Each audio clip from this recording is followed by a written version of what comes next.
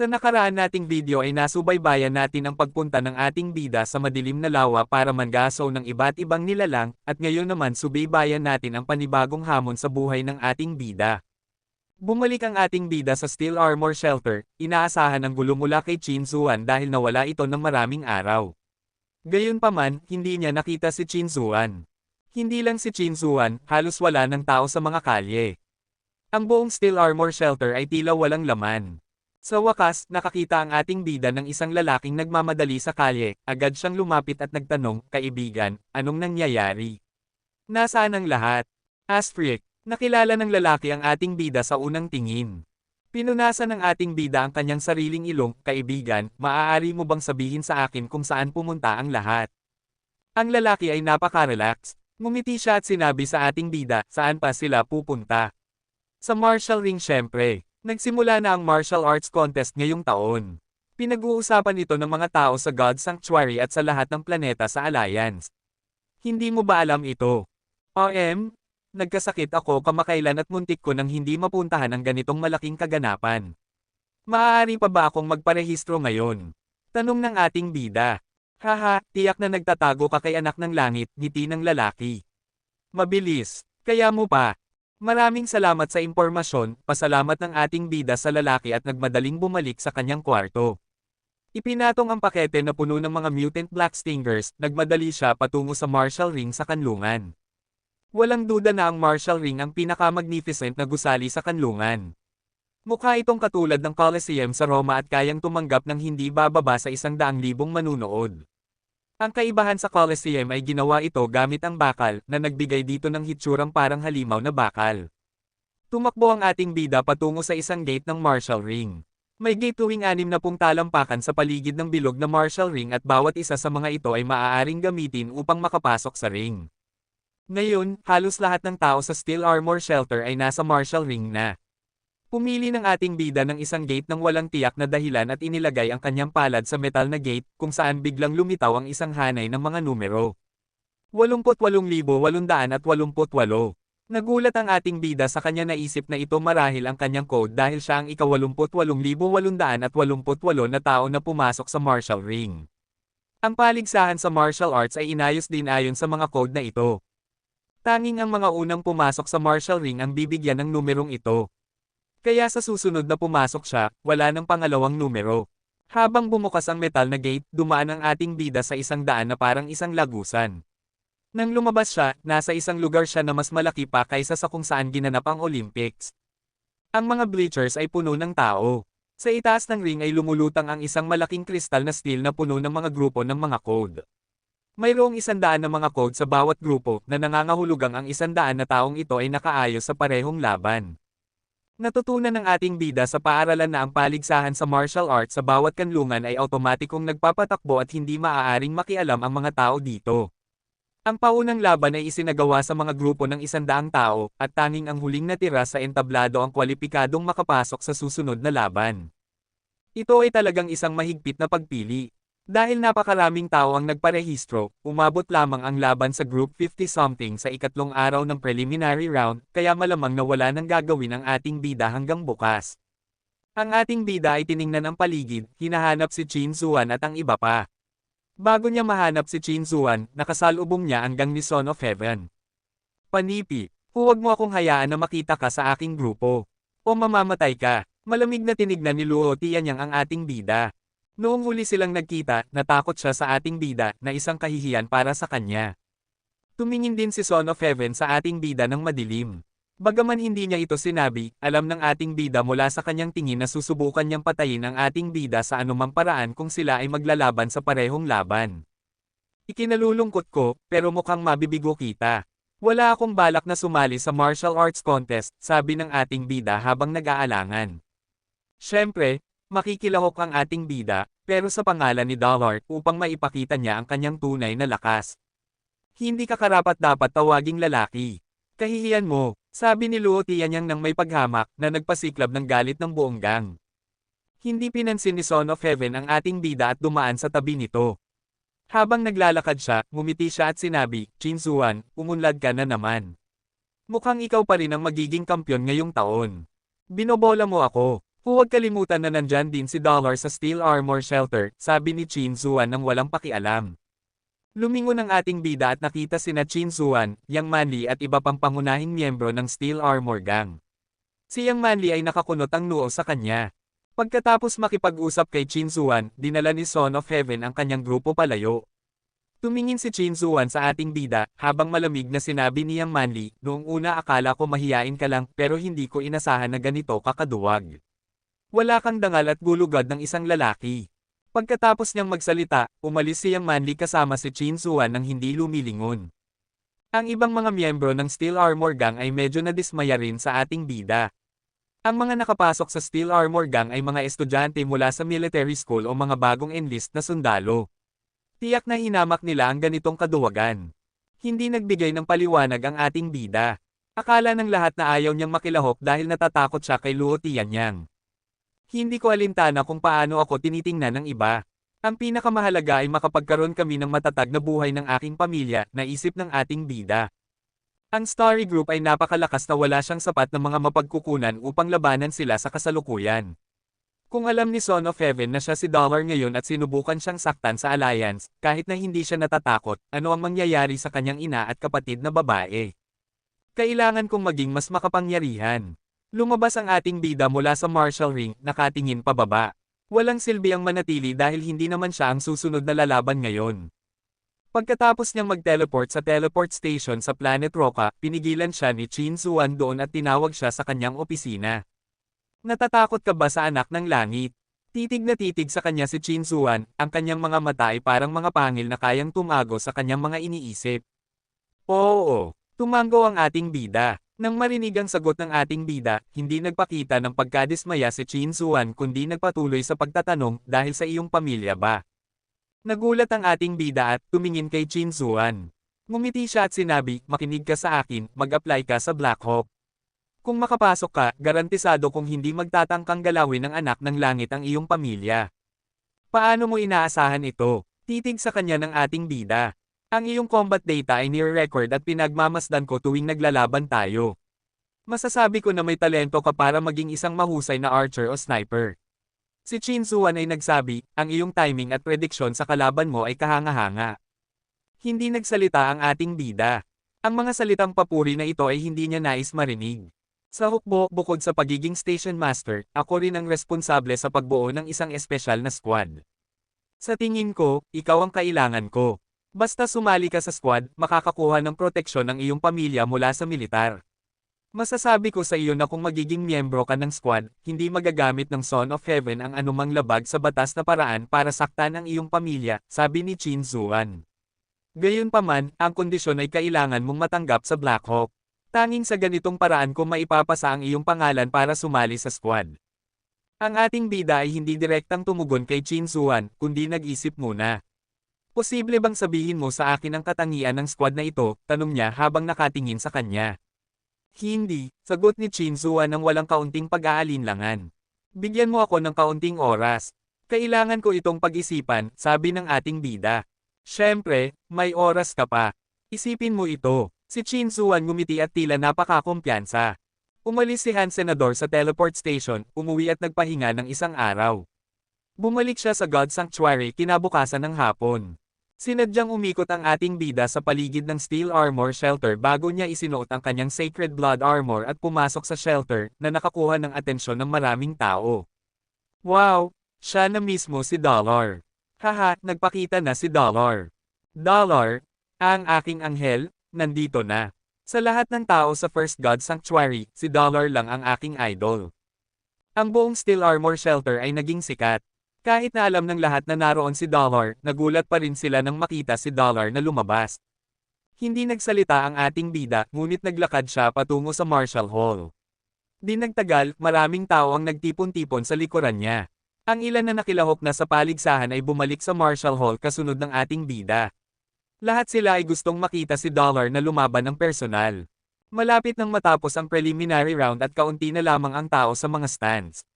Gayunpaman, muli itong napuno ang Marshall Hall pagkaraan lamang ng pagdating ng ating bida. Tiningnan ng ating bida ang Marshall Steel at may dalawang panggrupo bago siya. Pagkatapos ay nakahanap siya ng upuan sa harapan upang umupo. Hindi nagtagal ay dumating sina Son of Heaven, Fist Guy, at Chin Zuan. Habang pinagmamasdan ng ating bida ng mabuti, tiyak na papatayin siya ni Son of Heaven kung sila lang dalawa. Dollar, pwede ba tayong mag-usap? Nilapitan ni Chin Zuan ang ating bida at nagtanong. Ano iyon? Sumagot ang ating bida sa isang magaspang na boses. Gusto kitang anyayahan na sumali sa Steel Armor Gang at maaari kang magtakda ng anumang kondisyon, sabi ni Chin Zuan. Sinabi niyang Manly sa tabi, kung handa kang sumali sa Bullseye, ibibigay ko sa iyo ang posisyon ng leader ng koponan. Magiging napakagaling mong mamamana. Pasensya na, hindi ako interesado na sumali sa Steel Armor Gang o maging archer, sagot ng ating bida. Dollar, sa tingin ko, dapat tungkol lang sa negosyo ang pag-usapan natin. Kung mayroon kang mga kaluluwa ng halimaw o karne ng mga mutant o mga nilalang na may banal na dugo, masaya akong magbayad para dito. Halimbawa, ang kaluluwa ng halimaw ng madugong pumatay, lumapit din si Fist Guy sa ating bida. Mayroon akong ilang karne ng mutant na nilalang na ibebenta, sabi ng ating bida kay Fist Guy. Pumikit ang mga mata ni Fist Guy, anong mga nilalang? Magkano? Magkano? Isang mutant na hornet. Mayroong 20 hanggang 30 putakti, sabi ng ating bida nang walang pakialam, ngunit nagulat ang mga tao sa paligid niya. Hindi mo naman sinira ang buong pugad ng mutant hornet, di ba? Saan mo sila nahanap? Tanong ng Fist Guy ng mabilisan. Huwag mong alamin kung saan ko nakuha ang mga iyon. Sabihin mo lang kung interesado ka, sabi ng ating bida. Oo, syempre interesado ako. Kung talagang mayroon ka niyan, bigyan mo ako ng presyo at kukunin ko lahat, mabilis na sinabi ng Fist Guy. Fist Guy? Ano ang ibig mong sabihin sa pagkuha ng lahat? Akala mo ba patay na kami ni Son of Heaven, galit na sabi ni Chin Zuan. Nagngangalit si Son of Heaven at sinabi sa ating bida, 1,000,000 bawat isa. Bibilhin ko kung gaano karami ang meron ka. 1,000,000. Son of Heaven, huwag mong maliitin ang iba. Mag-aalok ako ng 1.2 milyon bawat isa, sigaw ni Fist Guy. Son of Heaven ay tumingin kay Fist Guy, 1.5 milyon. Sa tingin mo ba kaya mong makipagsabayan sa akin? Ang pagiging mayaman ay hindi nangangahulugang handa kang magbid ng 1.6 milyon, sagot ng Fist Guy na hindi nagpapatalo. Huwag ka munang magbid. Wala akong balak na ibenta ang mga ito ng hiwalay, at hindi ko rin ito ipagpapalit sa pera, sabi ng ating bida. Ibigay mo ang presyo mo. Kahit na gusto ng patayin ni Son of Heaven ang ating bida ngayon, nang makita ang malaking halaga ng karne ng mutant na nilalang ng mga bihirang hornet, ayaw niyang maagawan siya nito ng iba. Gusto kong ipagpalit ang mga mutant na nilalang na ito para sa isang S-class na lisensya para sa Saint Hall, tahimik na sinabi ng ating bida. Nang marinig ang mga salita ng ating bida, parehong nag-atubili sina Son of Heaven at Fist Guy. Ang Saint Hall ay isang institusyon ng pananaliksik sa sining ng pakikipaglaban. Karamihan sa mga tanyag na Hyper Geno Arts ay binuo ng Saint Hall. Ang Saint Hall ay nagbebenta rin ng ilang advanced Hyper Geno Arts, ngunit may mga restriction sa pagbili, lalo na para sa pinaka-advanced na S-Class Hyper Geno Arts. Masyadong mataas ang presyo mo. Bibilhin ko lahat ng mga mutant na nilalang mo sa halagang 2 milyon bawat isa. Dagdag pa, bibitawan ko na ang ating mga nakaraang alitan, sabi ni Son of Heaven, nakatitig sa ating bida. Pasensya na, wala akong ibang gusto kundi ang S-Class license para sa Saint Hall. Pwede mo itong pag-isipan. Tumayo ang ating bida at naglakad patungo sa entablado. Turn na ng kanyang grupo.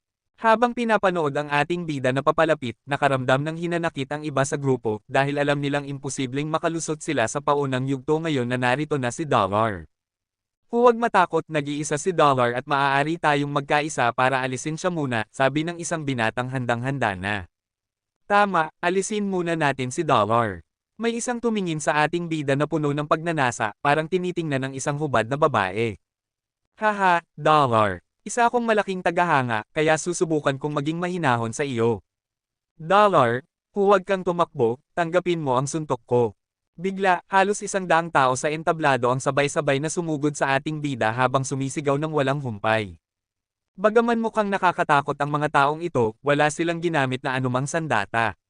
Walang sino man ang gustong makisangkot sa isang desperadong laban sa ating bida. Sa pangkalahatan, ang mga mas malalakas na tao ay nagparehistro ng maaga. Ang mga naghintay hanggang sa oras na ito upang magparehistro ay malamang na medyo mahina o bagong solte sa santuwaryo ng Diyos.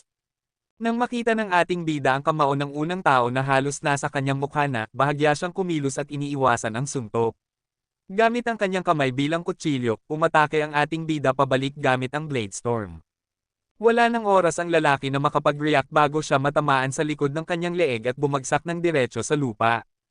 Ang ating bida ay kumilos na parang hangin, mabilis na kumikilos ang kanyang kamay na parang kutsilyo. Halos palagi niyang nagagapi ang kalaban sa isang sipa lamang. Saan man siya magpunta, ang mga tao ay natatomba at parang eksena pagkatapos ng isang buhawi. Habang pinapanood ang halos 100 kalaban na na-knockout ng ating bida, marami ang ngumiti at piniling umatras pagkatapos nilang makabangon. Panipi, ang ating bida ay automatikong pumasok sa susunod na round. Nang lumabas ang ating bida sa Marshall Hall, nagulat siyang makita sina Son of Heaven, Fist Guy, at Chin Zuan na naghihintay sa kanya. Dollar, bukod sa lisensya para bumili sa S-Class na seksyon, isasaalang-alang mo ba ang ibang mga opsyon? Maaari akong makipagpalitan ng mga kaluluwa ng mutant na hayop at kaunting pera sa iyo, sabi ni Fist Guy. Pasensya na, hindi ko na isasaalang-alang ang iba pa, sabi ng ating bida. Dollar, kung mayroon ka ng 30 mutant na nilalang, makikipagdeal ako sa iyo. Paano mo gustong magpatuloy? Tanong ni Chin Zuan. Kung nagtitiwala ka sa akin, maaari mo munang ilipat sa akin ang lisensya at ipapadala ko sa iyo ang mga kalakal mamaya. Kung hindi, maaari tayong magtakda ng oras ng pribado para magkalakalan ng personal, sagot ng ating bida.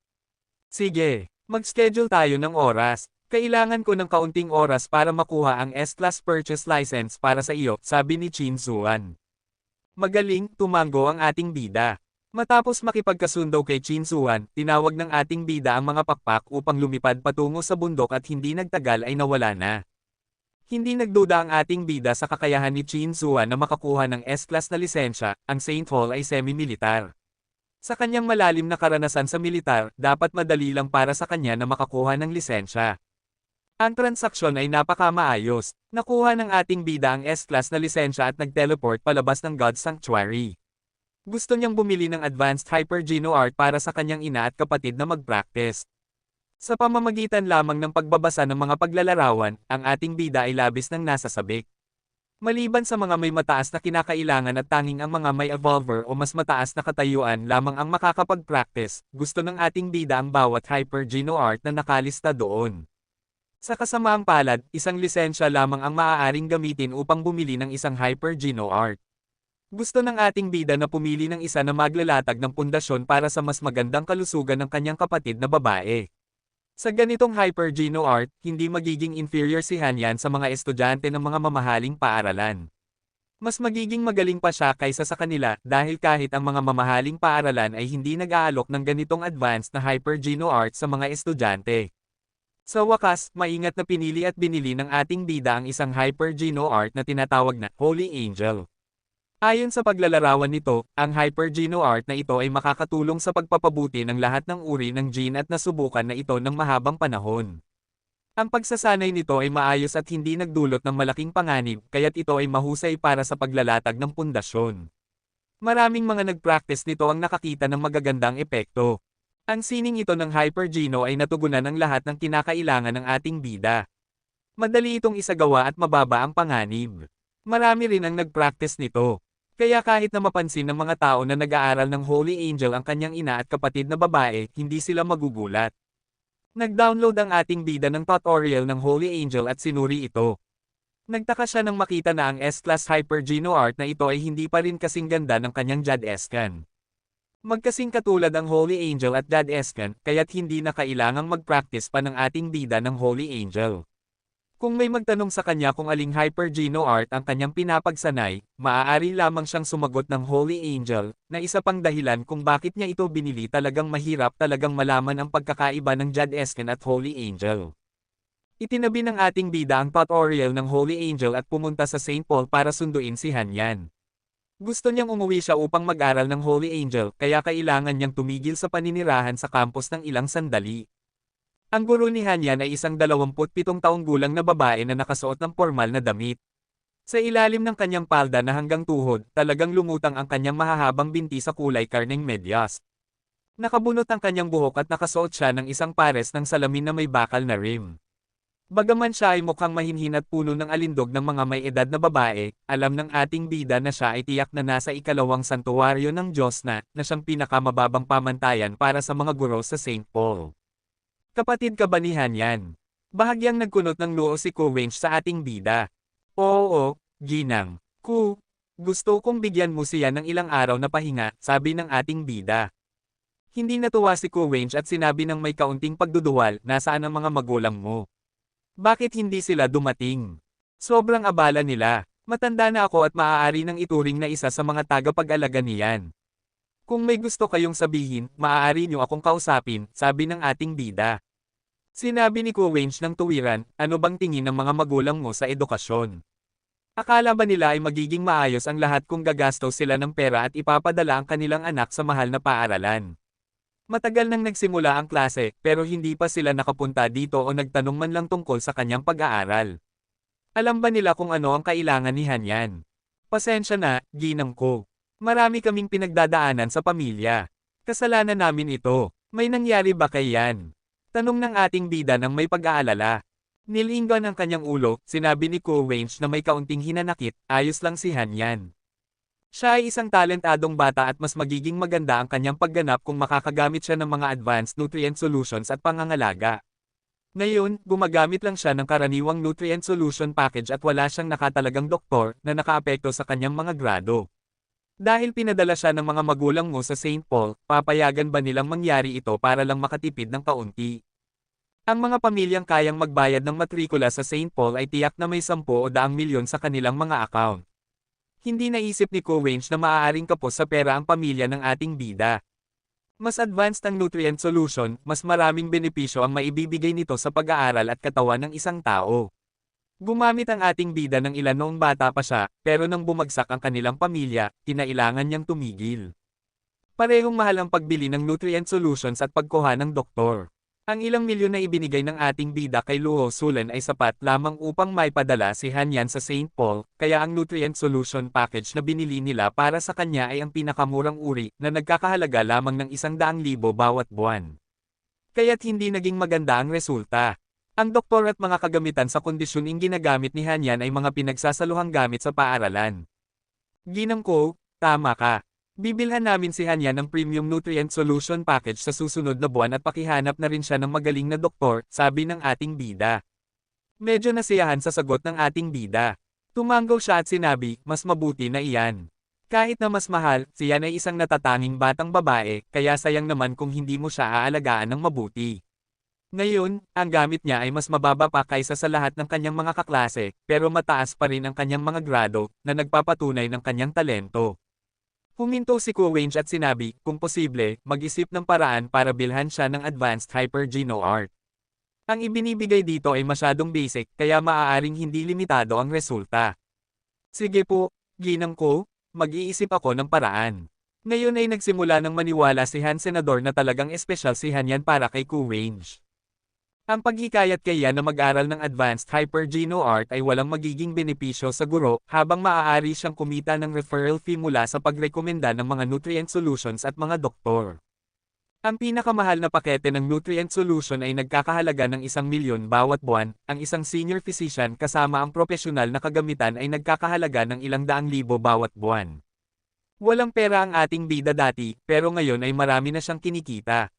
Siyempre, gusto niya ang pinakamainam para sa kanyang kapatid.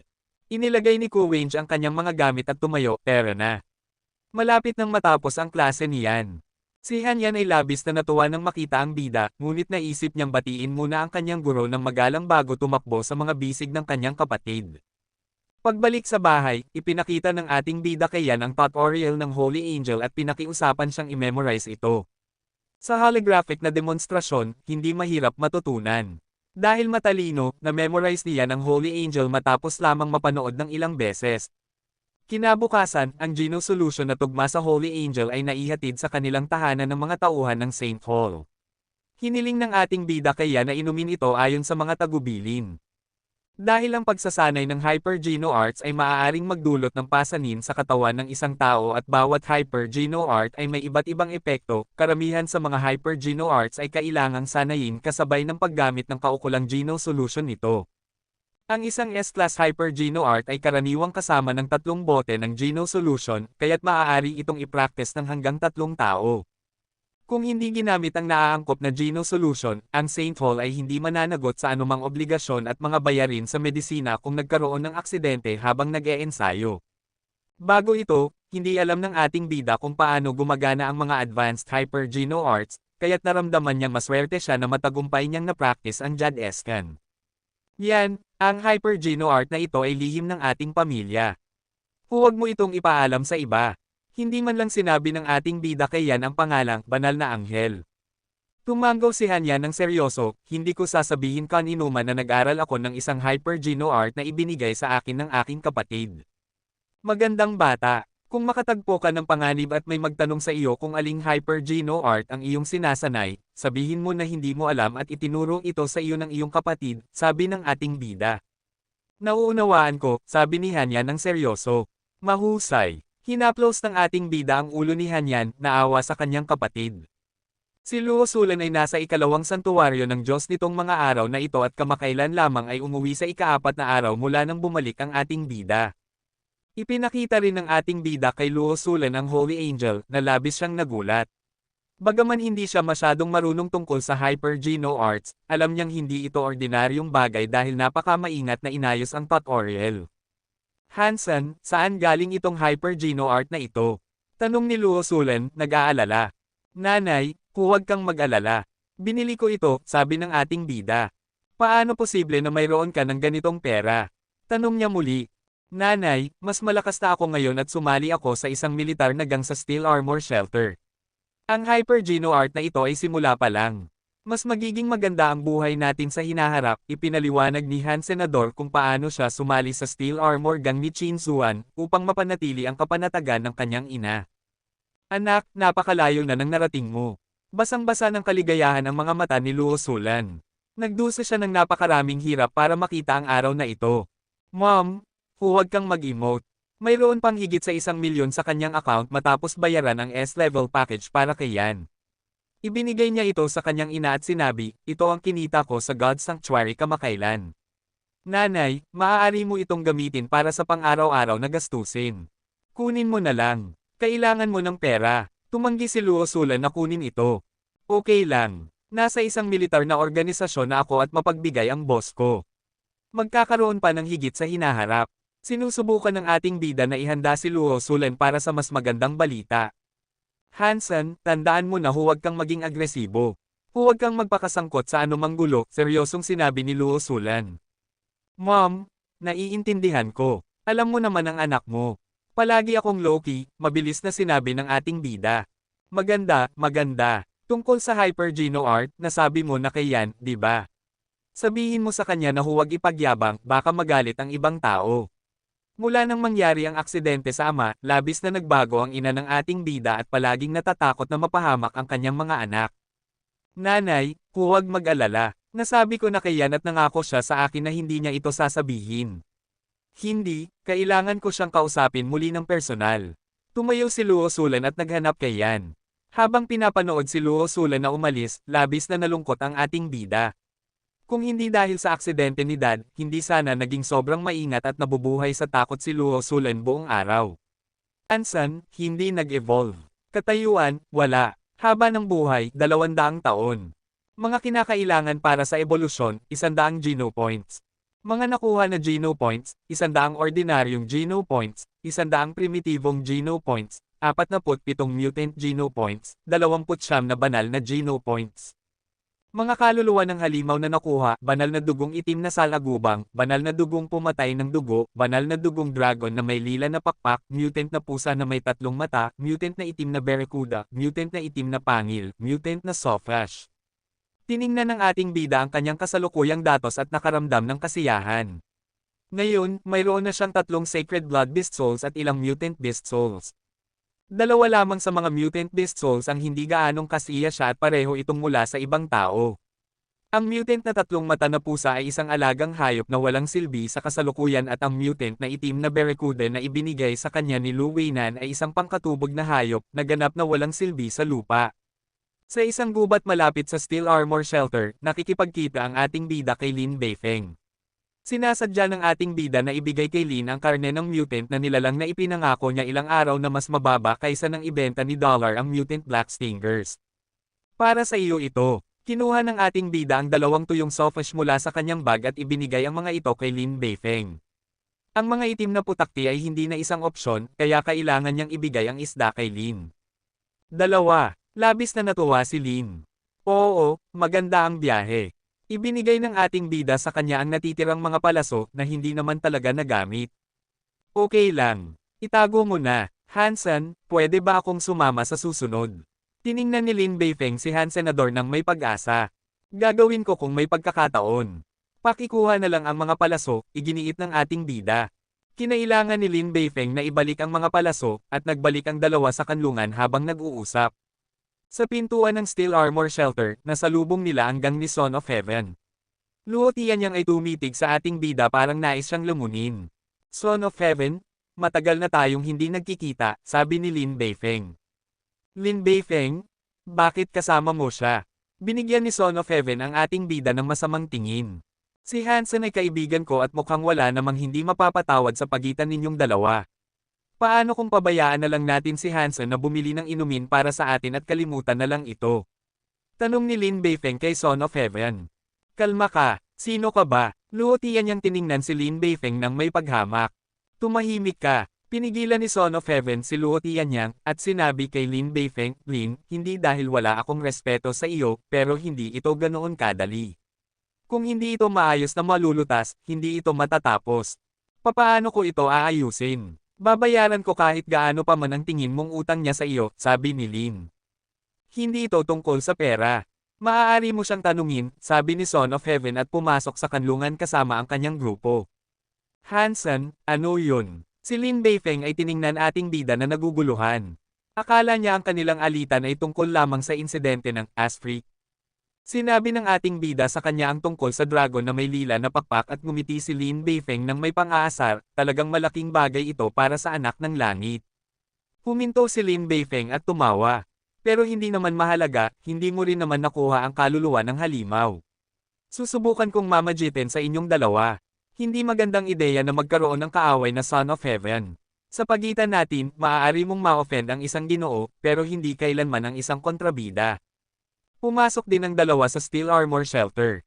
Ang lahat sa loob ng silungan ay tila nag-uusap tungkol sa ilang balita. Maingat na nakinig ang ating bida, at lumabas na si Dollar ay makakalaban si Luo Tianyang sa ikalawang round. Dollar laban kay Luo Tianyang. Siguradong magiging mahusay na laban ito. Siguradong galit pa rin si Son of Heaven dahil kinuha ni Dollar ang kanyang Bloody Slayer Beast Soul. Malamang nasusubukan ni Luo Tianyang na patayin si Dollar para sa kanya. Patayin si Dollar. Sa tingin ko hindi siya tatagal ng higit sa 10 minuto. Hindi yun patas. Malakas si Dollar pero ganoon din si Luo Tianyang. Sa suporta ng anak ng langit, malamang ay kasing dami ng nais ni Luo ang mga kaluluwa ng halimaw. Sa tingin ko, mahirap hulaan ang resulta. Sinasabi ko, madali lang malaman yan. Mananalo si Dollar. Haha, sang-ayon ako. May mga pakpak ba si Luo Tianyang? Kaya ba niyang labanan ang isang Golden Horn Shire? Tama, paano pa nga ba makakapantay si Luo Tianyang? Sa tingin ko, 3 minuto lang ang kailangan ni Dollar para mapaalis siya. Kuwait, hindi inasahan ng ating bida na makakaharap niya si Luo Tianyang sa ikalawang round. Tumawa siya sa loob-loob, mapagbigay ang Diyos. Ang bastardo na ito ay nasa aking kamay na. Nagniningning ang mga mata ni Lin Beifeng. Last time I missed Dollar's fight. Let's go watch this one. Hindi ako pupunta. Mayroon akong mga bagay na kailangang ayusin sa pamilya. Siyempre, hindi makapanood ang ating bida. Kung pupunta siya, mawawala si Dollar. Hindi ka pupunta. Si Dollar yan. Nagulat si Lin. Ano bang espesyal sa kanya? Tao lang siya, sabi ng ating bida. Special siya. Wala akong hinangaan na sino man, pero si Dollar ay isang exception dahil nakipaglaban siya sa Shire, sabi ni Lin Beifeng. Sige, pero talagang kailangan ko nang umuwi, kaya siguro sa susunod na lang. Ang ating bida ay ngumiti sa loob-loob niya. Sa kasamaang palad, hindi gumagana ang mga video camera sa santuwaryo ng Diyos, kung hindi sana ay may re-record namin ito at may post sa Skynet. Siguradong magiging viral ito, lamented ni Lin Beifeng at umalis patungo sa Marshall Hall. Naglibot ang ating bida at muling lumitaw sa kanlungan matapos niyang isuot ang itim na salagubang na armor. Sa pagkakataong ito, handa siya at nagsuot ng kapa sa ibabaw ng armor na halos natatakpan ang lahat. Bagaman mukhang kakaiba siya, hindi siya nakilala tulad ng dati.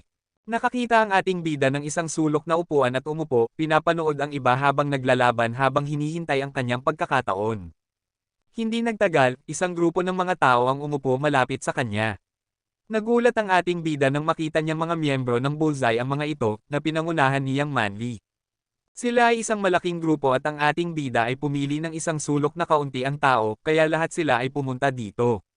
Si Su Xiaoqiao ay nakaupo sa tabi ng ating bida. Si Yang Manly at Liu Hangtao ay dalawang upuan lamang ang layo. Sabi ko sa'yo, kapatid, bakit ka nakabalot na parang may masamang balak sa ganitong mainit na panahon? Nagbabalat ka ba ng mangkukulam? Si Su Xiaoqiao ay mahilig magbiro at nagkomento sa ating bida. Bata, aayusin kita mamaya, naisip ng ating bida, hindi nagsalita.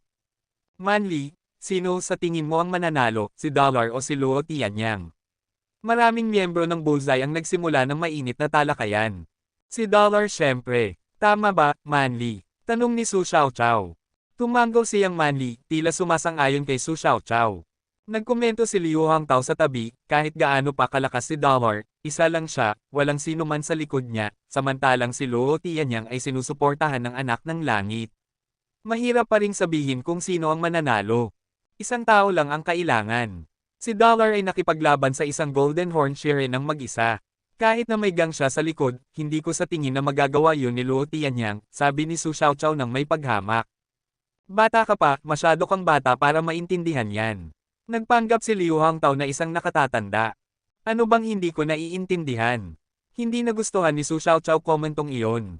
Isipin mo, kung si Son of Heaven at ang buong gang niya ay papayagan si Luo Tianyang na gamitin ang kanilang mga Beast Soul, sino sa tingin mo ang mananalo?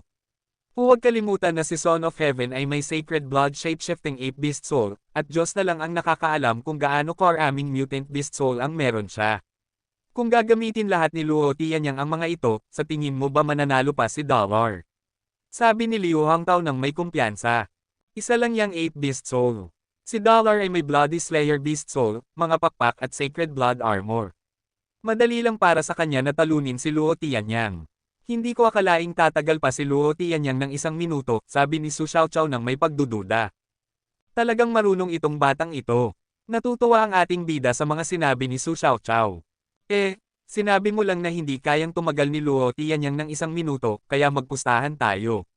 Kung tumagal siya ng mas mababa sa 1 minuto, makukuha mo ang Mutant Beast Soul ko ng Red Hoofed Beast. Kung tumagal siya ng higit pa sa 1 minuto, makukuha ko ang Mutant Nocturnal Wolf Beast Soul mo. May lakas ka bang tumaya laban sa akin? Sabi ni Liu Hangtao habang tinitingnan si Su Xiaoqiao. Biglang kinabahan si Su Xiaoqiao. Ang 1 minuto ay isang kasabihan lamang. Paano naman magiging posible na matapos ang laban sa loob ng 1 minuto? Tulad ng sinabi ni Liu Hangtao, may suporta si Luo mula sa Son of Heaven. Sa ilang mga kaluluwa ng halimaw dito at doon, tiyak na makakapagtagal si Luo Tianyang sa entablado ng higit sa 1 minuto. Ang kaluluwa ng Nocturnal Wolf ay isang maswerteng nakuha ni Su Xiao nang magpana siya sa Nocturnal Wolf King sa isang kamakailang kampanya. Ipinagmamalaki niya ito sa lahat. Ngunit iminungkahi ni Liu Hangtao na gamitin ang kaluluwa ng halimaw na ito bilang pusta sa isang pastahan na hindi patas. Liu Hangtao, nagkukwentuhan lang kami. Wala namang dahilan para maging seryoso. Oo Liu, sinabi lang ni Xiaoqiao. Maraming miyembro ng Bullseye ang sinubukang ayusin ang sitwasyon, ngunit hindi makatuwiran, sinabi ni Liu Hangtao nang may masamang tono, sinusubukan kong turuan siya na huwag magkomento sa mga bagay na hindi niya nauunawaan. Maaari siyang magsalita ng kahit ano sa bahay, ngunit sa lipunan, ang maling komento ay maaaring magdala sa kanya ng kapahamakan. #sick, ayaw mo. Kapag tumaya, tumaya. Game ako. Huwag kang maging tamad kapag natalo ka. Kahit na madalas nagbibiro at naglalaro si Su Xiaoqiao, mayabang pa rin siya dahil galing siya sa mayamang pamilya. Kahit na sa kapalit ng isang kaluluwa ng halimaw, hindi siya magiging pangyuyurak. Xiaoqiao, tiisin mo na lang. Ang mga kasama niya sa tabi ay lahat sinubukang pigilan si Su Xiaoqiao na makialam sa hindi patas na pastahan na ito. Parang ibibigay na lang niya ang kaluluwa ng halimaw. Si Liu Hangtao ay hindi maganda ang personalidad at hindi marami ang gusto sa kanya maliban sa ilang mga alalay niya. Halos lahat ay nasa panig ni Su Xiaoqiao. Well, pinahahalagahan ko ang isang batang lalaki na kayang manatili sa kanyang pinaniniwalaan. Kung hindi mo ako pinagkakatiwalaan, maaari nating ilipat ang ating mga kaluluwa ng halimaw kay Manli at siya ang maging saksi natin. Para pareho tayong makatiyak, sabi ni Liu Hangtao at ibinigay ang kanyang kaluluwa ng halimaw na may pulang pampang sayang Manli. Liu Hangtao maliit na bagay lang ito. Nasa bullseye tayo, at wala nang dahilan para gawin ito. Nagkunot noo siyang Manli. Manli, ginagawa ko ito para sa kanyang ikabubuti. Kung patuloy siyang magiging matigas ang ulo, baka makapasok siya sa mas malaking gulo sa ibang lugar sa hinaharap. Binigyan ni Liu Hangtao si Su Xiaoqiao ng isang mapanlate na sulyap at sinabi sa kanya, kung humingi ka ng tawad sa akin ngayon, palalampasan ko na ito. At tandaan mong mag-ingat sa hinaharap. Akala ng lahat na walang hiya lang si Liu Hangtao. Kung ang mga salitang ito ay nanggaling sa ibang tao, maaaring humingi ng tawad si Su Xiaoqiao, ngunit ang pagsabi nito ni Liu Hangtao mismo ay ginawang imposibleng opsyon ang paghingi ng tawad para sa sinumang lalaking may dignidad. Alam ng lahat na wala nang atrasan sa puntong ito.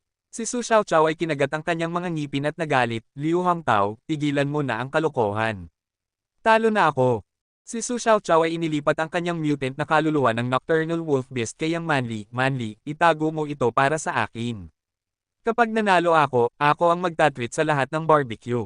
Gusto ko ang isang batang hindi pa marunong. Labis na natuwa si Liu Hangtao. Ang isang mutant beast soul ay napakabihira at nakakuha siya ng isa sa pamamagitan lamang ng ilang salita. Bukod pa rito, ang Mutant Nocturnal Wolf ay isang shape-shifting beast soul na mas mahalaga pa kaysa sa kanyang Mount Beast Soul, ang Red-Hoofed Beast. Nagkunot ng noo siyang Manli. Gusto sana niyang mamagitin sa alitan gamit ang ilang salita, pero sinabi na ni Liu Hangtao ang mga salitang iyon kaya't napilitan si Su Xiaoqiao na tumaya laban sa kanya ngayon. Masyadong padalos-dalos ang kabataan, baka ang pagkatalo ay maging aral para sa kanya.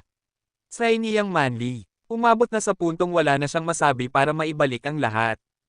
Naramdaman ni Su Xiaoqiao ang pagkabahala matapos tanggapin ang postahan.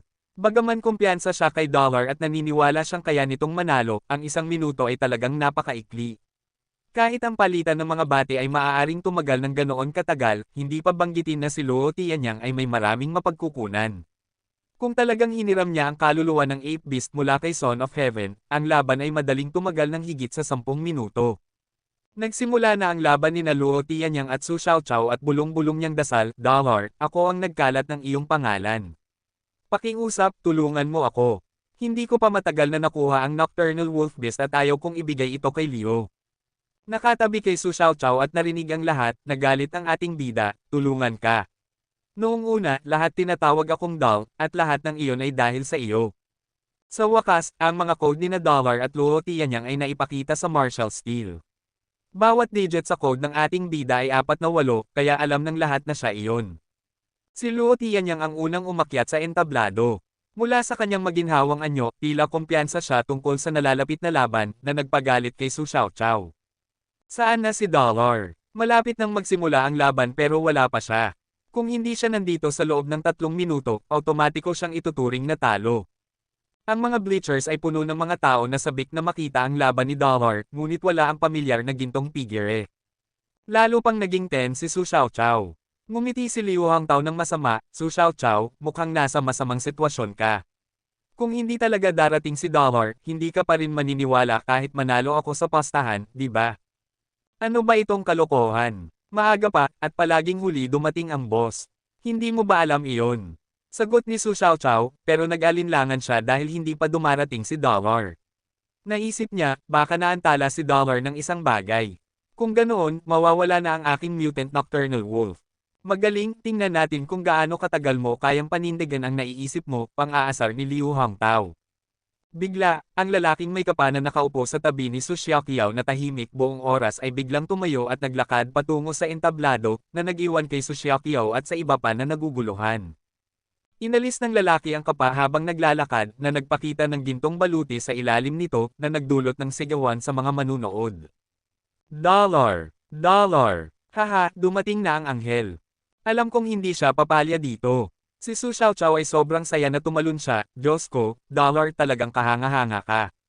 Pakiusap, sipin mo si Luo para sa akin.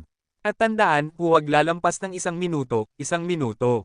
Ngayon ay tiyak na si Su Xiaoqiao na narinig lamang ni Dollar ang pag-uusap tungkol sa pastahan, ibig sabihin ay alam ni Dollar na kailangan niyang talunin si Luo sa loob ng 1 minuto, na walang duda ay magandang balita para kay Su. Ang ibang mga miyembro ng Bullseye ay labis ding nasasabik, si Dollar ay nakaupo lang dito at hindi natin siya nakilala. Talaga, dapat humingi tayo ng kanyang otograpo. Narinig ko na maaari mo itong ibenta sa magandang presyo ngayon. Xiaoqiao, hindi mo ba sinabi ang sinabi mo dahil alam mong siya iyon? Tumawa si Su Xiaoqiao, ang Diyos ay tumutulong sa mga tumutulong sa kanilang sarili. Paano ko malalaman na si Dollar iyon? Nagbalot siya ng sarili niya tulad ng isang suman sa ganitong mainit na araw, at nagtataka rin ako tungkol doon. Ang mukha ni Liu Hangtao ay seryoso. Humalaklak siya at sinabi, huwag kang magalak ngayon. Kahit gusto niyang tulungan ka, imposibleng talunin si Luo sa 1 minuto. Walang imposible kay Dollar. Basta gusto niyang gawin ito, magagawa niya. Agad na sumagot si Su Xiaoqiao na may buong tiwala kay Dollar. Bagaman nagulat si Yang Manli na si Dollar ay nakaupo sa tabi nila, hindi siya kasing optimista ni Su Xiaoqiao. Sa makatuwid, may katwiran ang sinabi ni Liu Hangtao. Maaaring hindi kayang talunin ni Luo Tianyang si Dollar, pero may Son of Heaven siya sa likod, kaya tiyak na marami siyang Beast Souls. Kahit na hindi ang pinakamaganda ang fitness ni Luo sa gang ni Son of Heaven, ang kanyang fitness index ay dapat pa ring higit sa 10. Sa malalakas na kaluluwa ng hayop, magiging mahirap siyang talunin. Kung si Dollar ay isang archer na may advanced Beast Soul bow at arrows, baka mabilis niyang mapatalsik si Luo. Sa kasamaang palad, mukhang hindi siya gumagamit ng mga palaso, na pabuntong hininga si Yang Manli sa kanyang isipan. Si Son of Heaven ay nagbigay ng matalim na tingin kay Han Senador at tinignan si Luo Tianyang sa entablado. Tumango si Luo nang may pagkaalam. Naghanda ng mabuti si Son of Heaven para sa laban na ito. Alam niyang hindi magiging laban ni Luo si Dollar, kaya hindi siya umaasa na matatalo ni Luo si Dollar. Gayunpaman, ipinahiram pa rin niya kay Luo ang kanyang sagradong dugo na kaluluwa ng unggoy at maraming makapangyarihang kaluluwa ng mutant na hayop. Ang gusto lang niyang makita ay masaktan si Dollar. Kahit na hindi mapinsala si Dollar, dapat niyang ipakita ang kanyang tunay na kakayahan sa laban na ito. Si Son of Heaven ay nakita si Dollar bilang isang matinding kalaban, kaya't ginagamit niya si Luo Tianyang bilang pyesa upang maghina ang Dollar bago siya mismo makaharap ang Dollar at malaman kung gaano kalakas si Dollar. Si Luo Tianyang ay parehong tuso at walang awa. Hindi siya nagpakasiguro kay Dollar at tinawag ang kaluluwa ng halimaw na unggoy at isang mutant na baluti sa sandaling nagliyab ang steel at nagsimula ang laban. Bigla, may isang higanting mahigit 9 na talampakan ang taas na nakatayo sa entablado na nakasuot ng baluti ng buto at may hawak na mahabang pangpang. Ang itsura pa lang nito ay nakakatakot na. Isang bahagyang ngiti ang lumabas sa mukha ni Son of Heaven. Kaya niya gusto si Luo. Ang kakayahan ni Luo ay hindi gaanong kahanga-hanga sa kanyang gang, ngunit si Luo ay palaging maingat at matatag sa kanyang mga desisyon. Palaging naniwala si Son of Heaven na dapat malaman ng isa ang kanyang mga limitasyon, at iyon ang ginawa ni Luo. Ang pagiging mapagpakumbaba sa harap ng mga brutal sa harap ng mga mapagpakumbaba ay maaaring tingnan bilang isang masamang bagay. Pero sa pananaw ni Son of Heaven, ito rin ay isang matalinong saloobin. Ang desisyon ni Luo Tianyang ngayon ay labis na ikinagalak ng anak ng langit, nag-iingat at sumusubok na makaligtas. Siyempre, hindi gaanong mahalaga sa kanya ang buhay ni Luo Tianyang. Pero kung mamatay si Luo, masisira rin ang kaluluwa ng 8 Beast. Kaya, hindi dapat mamatay si Luo. Iyan na, gawin mo lang ang makakaya mo at subukang pilitin si Dollar na ipakita ang lahat ng kaya niya. Kung may mangyaring masama, umalis ka na lang sa entablado at sumuko. Tumingin si Son of Heaven sa dalawa sa entablado at naisip na may ngiti, Dollar, ipakita mo kung ano ang kaya mo. Natuwa si Liu Hangtao sa ginawa ni Luo Tianyang. Sabi ko na sayo, tiyak na ibibigay ng Son of Heaven ang kaluluwa ng 8 Beast kay Luo. Kita mo, sa mutant bone armor na yan, aabutin ng hindi bababa sa 1 oras para talunin ni Dollar si Luo. Anong sinasabi mo? Kaya bang magbago ng anyo ni Luo Tianyang ng 1 oras? Hindi pumayag si Su Xiaoqiao. Medyo nanlumo siya dahil hindi niya akalain na talagang may 8 Beast Soul si Luo. Sa anumang kaso, madali lang para sa kanya na tumagal ng 10 minuto, na nangangahulugang makakapanalo ako ng 10 beses, kaya sayang na wala kang 10 mutant beast souls, tumawa si Liu Hangtao. Ngunit hindi nagtagal, nawala ang ngiti ni Liu Hangtao. Sa sandaling nagliyab ang martial steel, tinawag ni Dollar ang madugong mamamatay tao at tumakbo patungo sa 8 na tinatawag na Luo na parang bagyo, hawak ang gintong sibat.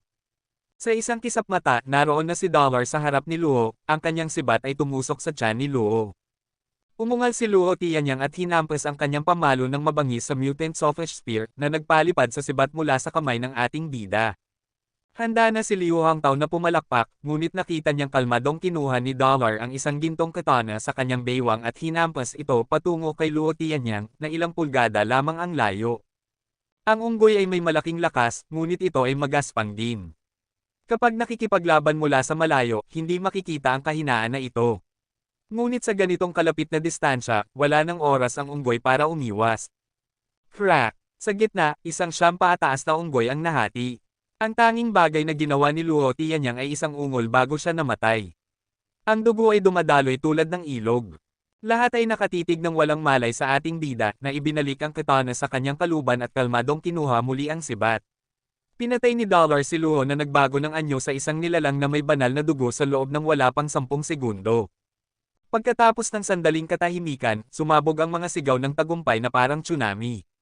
Lahat ay tinatawag ang pangalan ni Dollar na nagpasiklab sa buong Marshall Hall. Si Su Xiaoqiao ang pinakamasayang tao sa lahat. Nagtwerk sa mga upuan, sumigaw siya, "Dollar dollar mahal kita," parang daga na mahilig sa bigas. Si Liu Hangtao ay naguluhan. Nakatayo siya roon na parang deberdeng lobo, hindi matanggap ang katotohanan na patay na si Luo Tianyang. Hayop na may pulang mga paa. Ang aking hayop na may pulang mga paa, paano ito nangyari? Halos magdugo si Liu Hangtao. Pinagpagel ng anak ng langit ang kanyang mga ngipin. Wala siyang pakialam na napatay si Luo Tianyang.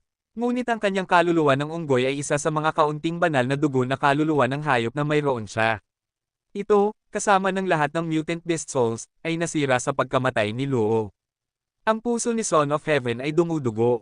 Dollar, pagsisisihan mong ipinanganak ka, isinumpa ni Son of Heaven sa kanyang isip. Gusto niyang patayin si Dollar, pero pakiramdam niya ay medyo walang magawa tungkol dito. Noong una, may pagkakataon na palibutan si Dollar kasama ang kanyang gang, ngayon na may mga pakpak na si Dollar, hindi nagagana ang planong iyon. Ngayon, labis na pinagsisisihan ni Son of Heaven na ginamit niya ang kanyang isang beses na paggamit na sagradong dugong sibat ng putakti. Kung mayroon pa siya nito, magagawa niyang patayin si Dollar kahit na makakalipad si Dollar. Mas pinag-isipan niya ito at napagtanto na kung hindi niya kailanman ginamit ang palason na iyon, wala sana ang dugong Slayer Beast Soul ni Dollar. Kung wala ang Beast Soul na iyon na nagbabago ng anyo, hindi sana madaling napatay ni Dollar si Luo Tianyang. Naisip ito, gusto ni Son of Heaven na kainin ng buhay si Dollar. Mayroong isang bagay na nakabara sa kanyang dibdib na hindi niya maswallow o maspit out. Dapat kong malaman kung sino si Dollar. Kung hindi ko siya mapapatay sa santuwaryo ng Diyos, papatayin ko siya sa alyansa. Determinado si anak ng langit na patayin si Dollar o hindi niya ito kailanman mapapalampas. Ang kanyang pagkawala ay talagang malaki. Patay na si Luo Tianyang at nawalan siya ng maraming kaluluwa ng hayop kabilang ang isang sagradong dugo habang malayang naglalakad si Dollar. Hansen, tingnan mo ang bago kong kabayo. Si Su Xiaoqiao ay nakasakay sa kanyang bagong mutant na hayop na may pulang mga paa sa bakuran ng Bullseye Team, nagmamayabang. Ang mutant na hayop na may pulang mga paa ay medyo kamukha ng isang antelope na may pares ng mga sungay ng kalabaw sa kanyang ulo. Ito ay kasing laki ng isang kamelyo at kulay itim na sutla sa buong katawan, maliban sa 4 na pulang-pulang mga paa nito. Ang ating bida ay labis na nalungkot nang makita ang napakagandang kabayong ito. Sayang na sayang ang kanyang effort sa pagtulong sa batang ito na manalo ng mutant na kabayo, habang siya mismo ay walang nakuha.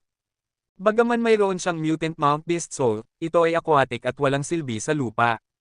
Pagkatapos ng paligsahan sa martial arts, kailangan kong makahanap ng paraan para makakuha ng Beast Soul Mount. Ang hirap maglakad-lakad sa lahat ng dako at masama rin ito para sa aking imahe, naisip ng ating bida.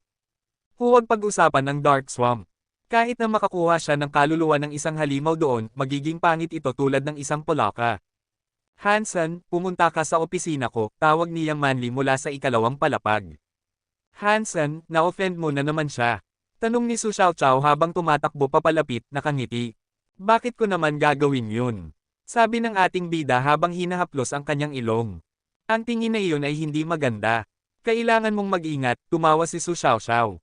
Alam mo ang tungkol sa mga tingin. Bakit hindi mo na lang sabihin na psychic ka rin? Tumawa ang ating bida umakyat sa ikalawang palapag. Manly, tinawag mo ako. Tanong ng ating bida. Hindi ko alam kung ano ang nakita ni Chin Zuan sa iyo. Pero dahil hiniling niya sa akin na tulungan kang maghanda para sa entrance exam, gagawin ko ang aking makakaya. Mula ngayon, mag-uulat ka sa akin sa teleport station araw-araw at sasanayin kita ng mabuti. Maghanda ka na dahil magdurusa ka. Ang Black Hawk ay hindi basta-bastang paaralan. Huminto siyang Manly at sinabi ng walang pakialam, kung hindi mo kaya, mas mabuti pang humingi ka kay Chin Zuan na payagan kang huminto. Hindi kita pipigilan. Kailan ako magsisimula? Tanong ng ating bida. Ngayon, sabi niyang Manly bago siya tumayo at nag-teleport sa Planet Roca kasama ang ating bida. Dinala niyang Manly ang ating bida sa test hall sa teleport station, na isang test hall na may pamantayan ng militar na nagbibigay ng mas tumpak na mga pagsusuri.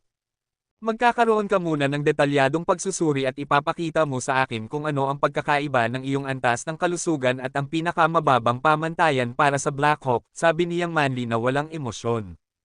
Walang kailangan para dyan. Sa tingin ko, tiyak na makakapasa ako dyan.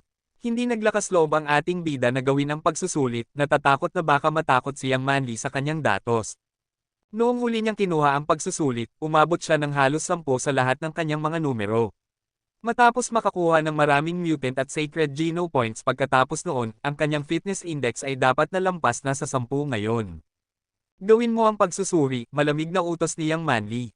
Kung gusto mo, bulong ng ating bida at dahan-daang naglakad patungo sa pasukan ng silid ng pagsusulit. Nagpasya ang ating bida na hindi gamitin ang kanyang buong lakas, sakaling makahalata siyang Manly na may mali. Sa kabutihang palad, ang ating bida ay labis na kumpiyansa sa kanyang kontrol sa kanyang sariling katawan. Habang mas nagpa-practice siya ng Jadesken, mas namamangha siya sa sining na ito ng Hyper Geno. Hindi pa siya nag-e-ensayo nito ng matagal, pero nararamdaman na niyang kayanan niyang ayusin ang bawat buto at bawat kalamnan sa kanyang katawan. Sa Jadesken, kaya niyang baguhin ang kanyang tibok ng puso, presyon ng dugo, at temperatura ng katawan sa isang tiyak na antas. Habang mas nauunawaan niya ang Jadesken, lalo siyang natatakot. Sa kabutihang palad, si Zulongyan ay malubhang nasugatan na nang magkita sila, kung hindi ay ang ating bida ang napatay. Dahil dito, hindi pinayagan ng ating bida na malaman ng sino man na siya ay nag-aaral ng Jadesken, dahil natatakot siyang malaman ng mga tao na siya ang pumatay kay Zulongyan. Ang mga item sa pagsusulit dito ay katulad ng mga nasa test center, ngunit mas sophisticado sa pangkalahatan. Kaya't alam ng ating bida kung para saan ang bawat item. Hindi nagtagal, natapos ng ating bida ang lahat ng mga item sa pagsusulit at lumabas mula sa silid pagsusulit na puno ng pawis.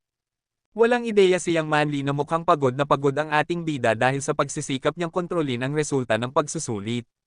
Ang pagkontrol sa mga reflex at tibok ng puso ay napakahirap sa mga ganitong sopistikadong pagsusuri. Kung hindi nag-practice ang ating bida ng Jadesken, hindi niya kayang itago ang tunay na kondisyon ng kanyang katawan. Tiningnan niyang Manly ang mga resulta ng pagsusuri ng ating bida, sinabi, lahat ng item ay mababa sa 10 pero malapit na. Ang 10 ay pamantayan lamang ng mga karaniwang paaralang militar. Para sa Black Hawk, kahit para sa mga espesyal na tinanggap na estudyante, ang 10 ay isang masikip na pasa. Pagkatapos magbasa ng ilang bagay sa isang matalinong makina, sinabi niya, sa natitirang oras na mayroon tayo na higit sa 1 buwan, gagawin kong lahat ng iyong fitness index ay lumampas sa 10. Samantala, tuturuan kita sa pagbaril gamit ang pana. Tanging sa tamang kasanayan sa pagbaril gamit ang pana ka lamang magiging espesyal na tinanggap. Manly, maaari ko bang itanong, kung walang espesyal na pag-enroll, anong uri ng marka ang hinahanap ng Black Hawk? Tanong ng ating bida nang may pag-usisa. Kapag kaya mo na akong talunin, maaari ka nang pumasok sa Black Hawk ng mag-isa. Pumunta siyang Manly sa gym, hindi man lang lumingon sa ating bida. Sinundan siya ng ating bida papunta sa gym at tiningnan ang iba't ibang kagamitan sa pagsasanay sa gym nang may pag-usisa. Marami sa mga kagamitan ay hindi pa niya nakita dati. Maraming sundalo ang nag-eehersisyo sa gym. Ang istasyon ng teleportasyon ay bahagi ng militar, kaya lahat dito ay sumusunod sa pamantayan ng militar. Ang tanging pagkakaiba ay karamihan sa mga sundalo dito ay bago pa lamang sa hukbo at hindi pa nakapunta sa larangan ng digmaan. Ang mga naitalaga dito ay karaniwang may mga koneksyon, kung hindi ay ipinadala na sila sa harapan. Siyang Manly ay humantong sa ating bida sa harap ng isang nakaselyadong aparato na kasing laki ng isang kompartimento ng tren. Ang aparato ay humigit kumulang 150 talampakan ang haba. Pinaganya niya ito at naglagay ng ilang datos bago niya inalis ang kanyang jacket, na nagpakita ng isang itim na propesyonal na training suit sa ilalim. Ang suit ay gawa sa isang materyal na hindi pamilyar sa ating bida na may form-fitting na epekto. Napansin ng ating bida na maganda ang katawan ni Yang Manly. Ang kanyang mga binti ay lalo na mahahaba at tuwid na para bang hinihikayat na hawakan ang mga ito. Tumingin ng mabuti. Isang beses ko lang ito ipapakita. Para sa araw na ito, kailangan mong tapusin ang pagsasanay na ito araw-araw bago ka pumunta kahit saan pa, sabi ni Yang Manly at pumasok sa aparato. Noong pumasok si Yang Manly sa aparato, lahat ng mga sundalong nag-eehersisyo ay lumapit at napakagatlabi sa holographic na imahe na ipinakita. Ang katawan ni Yang Manly ay lalong nagiging perpekto. Maaari kong paglaruan ang mga binti niya ng 3 taon. 3 taon. Kaya kung maglaro niya ng 30 taon. Tingnan mo ang puwet niya. Ang mga hayop na ito ay nakatitig sa holographic na imahe na parang halos lumalabas na ang kanilang mga mata. Sa loob ng aparato, nagsimula na si Yang Manly. Maraming mga ehersisyo sa aparato at natapos niya ang mga ito isa-isa nang walang kahirap-hirap. Ang mga item ay hindi rin mukhang mahirap. Kapatid, ano itong aparato na ito? Mukhang hindi naman ito mahirap. Tanong ng ating bida sa isang sundalo ng may pag-usisa. Hindi mahirap. Batang-bata, masyado kang inosente. Mukhang madali kayang dahil mataas ang kanyang fitness index. Kung ikaw ang gagawa nito, sobrang pagod ka na para matapos ang 3 bagay. Ang tawag dito ay Gravity Trainer. May mga ganitong aparato sa lahat ng interstellar na sasakyang panghimpapawid at mga barkong pandigma at ginagamit ito upang ayusin ang panloob na gravity. Sa mga parameter na itinakda ni Yang Manly, kailangan mo ng hindi bababa sa 10 sa fitness index para mag-ensayo. Kung hindi, ang maglakad lang sa aparato ay magiging isang pahirap, mas masahol pa kaysa sa makipagtalik ng 7 beses sa isang gabi. Anak, ang tanging magagawa mo lang ay manalangin. Lumabas si Yang Manly mula sa Gravity Trainer makalipas ang kaunti, at mabilis na nagkawatak-watek ang mga sundalo upang ipagpatuloy ang kanilang pagsasanay na parang walang nangyari. May pawis si Yang Manly sa kanyang noo. Isinuot niya ang kanyang jacket at sinabi, "Ngayon tapusin mo ang ehersisyo at saka ka pumunta sa akin." Umalis siya nang walang balak na panoorin ang ating bida habang nag-eehersisyo. Alam na alam ni Yang Manly na ang pisikal na fitness index ng ating bida ay malapit lamang sa 10 at imposibleng matapos niya ang ganitong matinding pagsasanay. Gusto lang niyang ipahiya siya para mas sumunod siya sa kanyang mga utos. Isang sundalo ang tumakbo patungo sa ating bida na malapit nang pumasok sa Gravity Trainer upang simulan ang pagsasanay. Ipinatong ng sundalo ang kanyang kamay sa balikat ng ating bida, ngumiti siya at sinabi, "Kapatid, kung makakapagdala ka sa amin ng ilang R-rated holographic resources kapag bumalik ka dito sa hinaharap, ibabahagi ko sa iyo ang isang lihim at gagawing madali para sa iyo ang Gravity Trainer." Sige, ano ang sikreto? Pumayag ang ating bida, alam na humihingi siya ng mga porn. Magaling. Lumapit ang sundalo sa balikat ng ating bida at bumulong sa kanyang tainga. Kapag na-set up na ang mga parameter, malalaman niyang kung binago mo ang mga ito pagkatapos. Gayunpaman, ang aparato ay may proteksyong mekanismo na pangunahing dinisenyo upang maiwasan ang mga panganib sa iyong katawan. Ang paraan ko ay nagpapahintulot sa iyo na baguhin ang mga parameter sa pamamagitan ng mekanismong ito upang hindi lumabas ang pagbabago sa resulta. Kaya, madali mong matatapos ang pagsusulit ng hindi natutuklasan ni Yang Manly. Fantastico! Ano ang dapat kong gawin? Tanong ng ating bida. Sasabihin ko sa iyo ang lihim, pero kasunduan ay kasunduan. Kailangan mong makuha ang mga R-rated holographic resources para sa akin o pagsisisihan mo ito, sabi ng sundalo. Kapatid, huwag kang mag-alala. Makukuha ko yan para sa'yo, pangako ng ating bida habang pinapalo ang kanyang dibdib. Tumango ang sundalo ng may kasiyahan at sinabi sa ating bida ang paraan upang baguhin ang mga parameter. Paulit-ulit niyang sinabi sa ating bida na dalhin ang mga porn at tinukoy ang ilang aktres. Mga parameter na itakda, pakikumpirma. Pumasok ang ating bida sa Gravity Trainer at narinig ang AI. Okay, sagot ni Han Senador. Kompleto na ang kumpirmasyon. Magsisimula ang pagsusuri sa loob ng 10 segundo. Nagsimula na ang pagbibilang. 10, 9, 8. Nang matapos ang countdown, naramdaman ng ating bida na parang lumubog ang kanyang katawan, na parang bigla siyang tumaba ng ilang daang pounds. Hindi ginamit ng ating bida ang paraan ng sundalo. Gusto niyang makita kung kaya ba niyang tapusin ang ehersisyo tulad ng ginawa ni Yang Manly. Hindi sanay ang ating bida sa dagdag na bigat at nag-init muna siya ng kaunti bago siya nagsimula. Nang bumalik si Yang Manly mula sa kanyang opisina, hapon na. Akala niya dapat ay pagod na ang ating bida tulad ng isang patay na aso at malamang na magiging mas masunurin ito sa hinaharap. Nang bumalik siyang Manly sa gym, nagulat siya nang makita ang ating bida na nakikipag-chat sa mga sundalo roon. Ipinapakita pa nga ng mga sundalo sa kanya kung paano maglaro gamit ang iba't ibang kagamitan. Mukhang masigla siya at hindi pagod na pagod. Hansen, inutusan kita na mag-ensayo. Anong ginagawa mo? Inis na tanong niyang Manly ng malamig. Ang mga sundalo ay tumakbo palayo na parang daga na nakita ang pusa, iniwan ang ating bida na nakatayo doon ng mag-isa sa harap niyang Manly. Kapitan, natapos ko na ang pagsasanay. Nagsulot ang ating bida sa paraang itinuro sa kanya ng mga sundalo. Nakumpleto. Nagkunot noong yang Manly at mabilis na naglakad patungo sa gravity trainer. Kinuha niya ang datos at habang tinitingnan niya ang bawat item, lalo siyang nagiging masungit. Walang duda na hindi naniwala si yang Manly na totoo ang datos. Tanging ang mga may higit sa 12 sa fitness index ang makakagawa nito. Katatapos lang niyang subukan ang fitness ng ating bida at hindi pa ito umabot ng 10. Kaya, ito ay hindi maaaring ang kanyang tunay na pagganap. Kinabukasan, nagdala ang ating bida ng mga pornong material para sa sundalong humingi sa kanya ng mga ito. Ang sundalo ay sobrang saya na gusto niyang maging magka-brother sa ating bida at sinabi niyang ang ating bida na ang magiging responsable sa kanyang kaligayahan mula ngayon. Sa oras ng tanghalian, nakikipag-chat ang ating bida sa mga sundalong kilala niya. Ang sundalong humingi ng pornografya sa ating bida ay tumingin sa ating bida at nagtanong, Hansen, bukod sa pana at palaso, anong iba pang mga sandata ang ginagamit mo? Patalim. Ipinakita ng ating bida sa kanya ang Z-Steel na patalim. Alam lamang ng ating bida ang mga palayaw ng mga sundalong ito. Ang pangalan ng guy na ito ay Gambler. Nalaman ng ating bida mula sa iba na siya ay sakam at malabog. Kinuha ni Gambler ang kutsilyo ng ating bida at nilaro-laro ito. Ang patalim ay tila parang isang buhay na bagay sa kanyang kamay, gumagalaw ng nakakasilaw na parang ahas. Watch this. Hawak ng Gambler ang kutsilyo sa 1 pulgada mula sa mga mata ng ating bida. Sa isang simpleng pag-alog ng kanyang kamay, nawala ang kutsilyo sa harap ng ating bida at naging walang laman ang kamay ng Gambler. #T. Dapat magician ang palayaw mo. Ang ating bida ay tumingin sa lahat ng dako at hindi nakita ang kutsilyo. Tumawa ang Gambler at inalog ang kanyang mga kamay sa harap ng ating bida.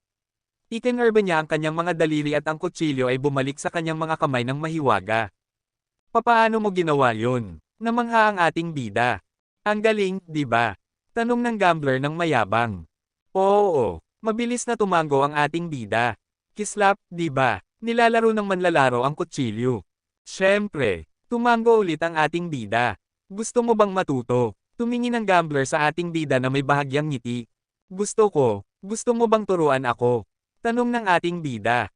Kung maibibigay mo sa akin ang lahat ng bagong pelikula ng mga babae ko, tuturuan kita, sabi ni Gambler na may ngiti. Walang problema, pumayag ang ating bida, alam niyang ang mga babaeng tinutukoy ni Gambler ay mga tiyak na porn star. Bagaman may gasto sa pagbili ng mga bagong pelikula, talagang gustong matutunan ng ating bida ang mga trick na ito. Halika, maghanap tayo ng lugar para maipakita ko sayo. Dinala ng Gambler ang ating bida sa tabi at sinabi sa kanya ang paraan nito. Nalaman ng ating bida na hindi talaga ito mahika kundi mga daliri lamang. Bagaman ito ay umaasa sa mga bulag na bahagi, ang pinakamahalagang bahagi ay ang kontrol ng isa sa mga kalamnan sa braso. Oo, buong braso ito sa halip na kamay lamang. Sinabi ng Gambler sa kanya na ang trick na ito ay tinatawag na langit sa manggas, na kilala rin bilang slave blade. Ito ay ipinasa sa kanyang pamilya bilang pundasyon ng kanilang negosyo. Ang dirt na ginamit ng Gambler ay espesyal na ginawa. Manipis at matalim, mayroon itong talam na hugis kabilugan ngunit walang panghawakan.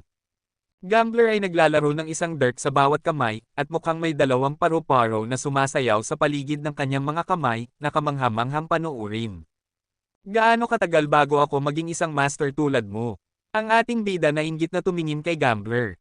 Ngumiti si Gambler, nagsimula ako noong 3 taong gulang ako, at umunlad ako noong 7 taong gulang. Ngayon, nasa intermediate level na ako at malayo pa sa pagiging master. Ibinigay niya ang pangil sa kamay ng ating bida at sinabi, huwag mong maliitin ang trick na ito. Bagaman ito ay nagsisilbing pundasyon lamang, ito ay mahalaga at makikinabang ka dito sa buong buhay mo. Gambler, ano ang trabaho ng pamilya mo? Hindi napigil ang tanong ng ating bida. Aha. Hindi ka kailanman magiging bahagi ng aming negosyo at wala akong balak na payagan ka. Ipinapakita ko lang sa iyo ang isang trick. Maaari mo itong subukan kung sa tingin mo ay masaya ito. Huwag nang alalahanin ang ibang mga issue. Lumakad palayo ang gambler at humarap muli sa ating bida, nakapaglaro ka na ba ng mga laro sa Skynet? Bihira. Ginugugol ng ating bida ang lahat ng kanyang oras para makaligtas, at wala siyang oras para sa mga laro. Maglaro ka ng Hand of God. Makakatulong ito sa iyo na matutunan ang trick na ito. Kung makaka-level up ka sa larong iyon, makakakuha ka ng progreso sa trick na ito. Itinuro ng manlalaro ang holographic training machine. Ang ating bida ay labis na interesado sa Sleeve Blade, kaya't pumunta siya upang tingnan ang Hand of God sa holographic training machine. Di nagtagal ay naintindihan niya kung bakit siya pinasali ni Gambler sa larong ito. Ito ay isang holographic na laro. Ang ideya nito ay parang whack-a-mole, pero sa halip na daliri lang ang gamitin, ang mga lugar na dapat tapikin ay maaaring lumitaw kahit saan sa paligid ng mga braso. Dapat gamitin ang lahat ng kalamnan ng matalino upang matamaan ang lahat ng mga lugar upang makapasa sa isang antas. Ito ay labis na nangangailangan ng kasanayan at katumpakan. Bilang karagdagan sa antas ng baguhan, ang laro ay nahati sa tatlong antas, Evolver, Surpass at Demigod. Ang layunin ng klasifikasyon ay malinaw na tumugma sa tatlong yugto ng God Sanctuary, at upang gabayan ang mga manlalaro na pumili ng tamang antas. Una, pinili ng ating bida ang antas ng baguhan. Sa totoo lang, nang sinabi ni Gambler na level up, ang ibig niyang sabihin ay tapusin ang beginner level. Tungkol naman sa kung anong antas ang kinaroroonan ni Gambler, wala namang paraan ating bida para malaman iyon. Hindi nagtagal, nahumaling na ang ating bida. Hindi siya ganoon kasanay sa simula, pero agad siyang nalulong sa kasiyahang dulot ng mabilis na pag-atake habang unti-unti niyang nakikilala ang laro. Mas mabilis, mas mabilis, mas mabilis. Kapag nagsimula na, ang laro ay magtutulak sa isa na habulin ang kasiyahan sa pagpapabilis. Ngunit wala nang masyadong oras ating bida na maglaro ng larong ito. Pagkatapos ng ilang laban sa martial arts contest, umabot si Han Senador sa huling laban gaya ng inaasahan. Hindi sigurado kung ito ay magandang kapalaran o malas, hindi nakatagpo ng ating bida ng alinman sa Feast Guy o Son of Heaven. Inalis ni Son of Heaven si Feast Guy, at inalis ni Chin Zuan si Son of Heaven. Ang huling laban ay sa pagitan ni na Chin Zuan at ng ating bida. Sa katunayan, mas gusto ng ating bida na makipaglaban kay Son of Heaven upang magkaroon siya ng pagkakataong patayin si Son of Heaven sa entablado. Karaniwan, ang batang Panginoon ay napapaligiran ng maraming malalakas na tao at halos walang pagkakataon ng ating bida na lapitan siya. Ang huling laban ni na Dollar at Chin Zuan, puno ang mga upuan ng hindi bababa sa 100,000 manunood. Marami rin sa mga hindi nakarehistro ang dumalo. Bukod sa pagiging huling laban, sikat din ito dahil sa katanyagan ni na Dollar at Chin Zuan. Si Chin Zuan ay walang alinlangan na ang alamat ng Steel Armor Shelter. Bilang isang babae, siya ay kampyon ng paligsahan sa martial arts sa loob ng ilang taon na ngayon kahit na hindi siya kabilang sa mga pinili.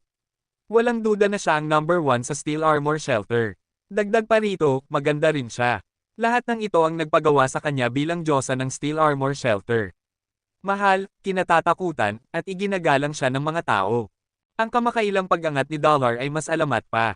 Nagmula siya sa wala, ngunit nagkaroon ng napakaraming headline at kontrobersya tungkol sa kanya.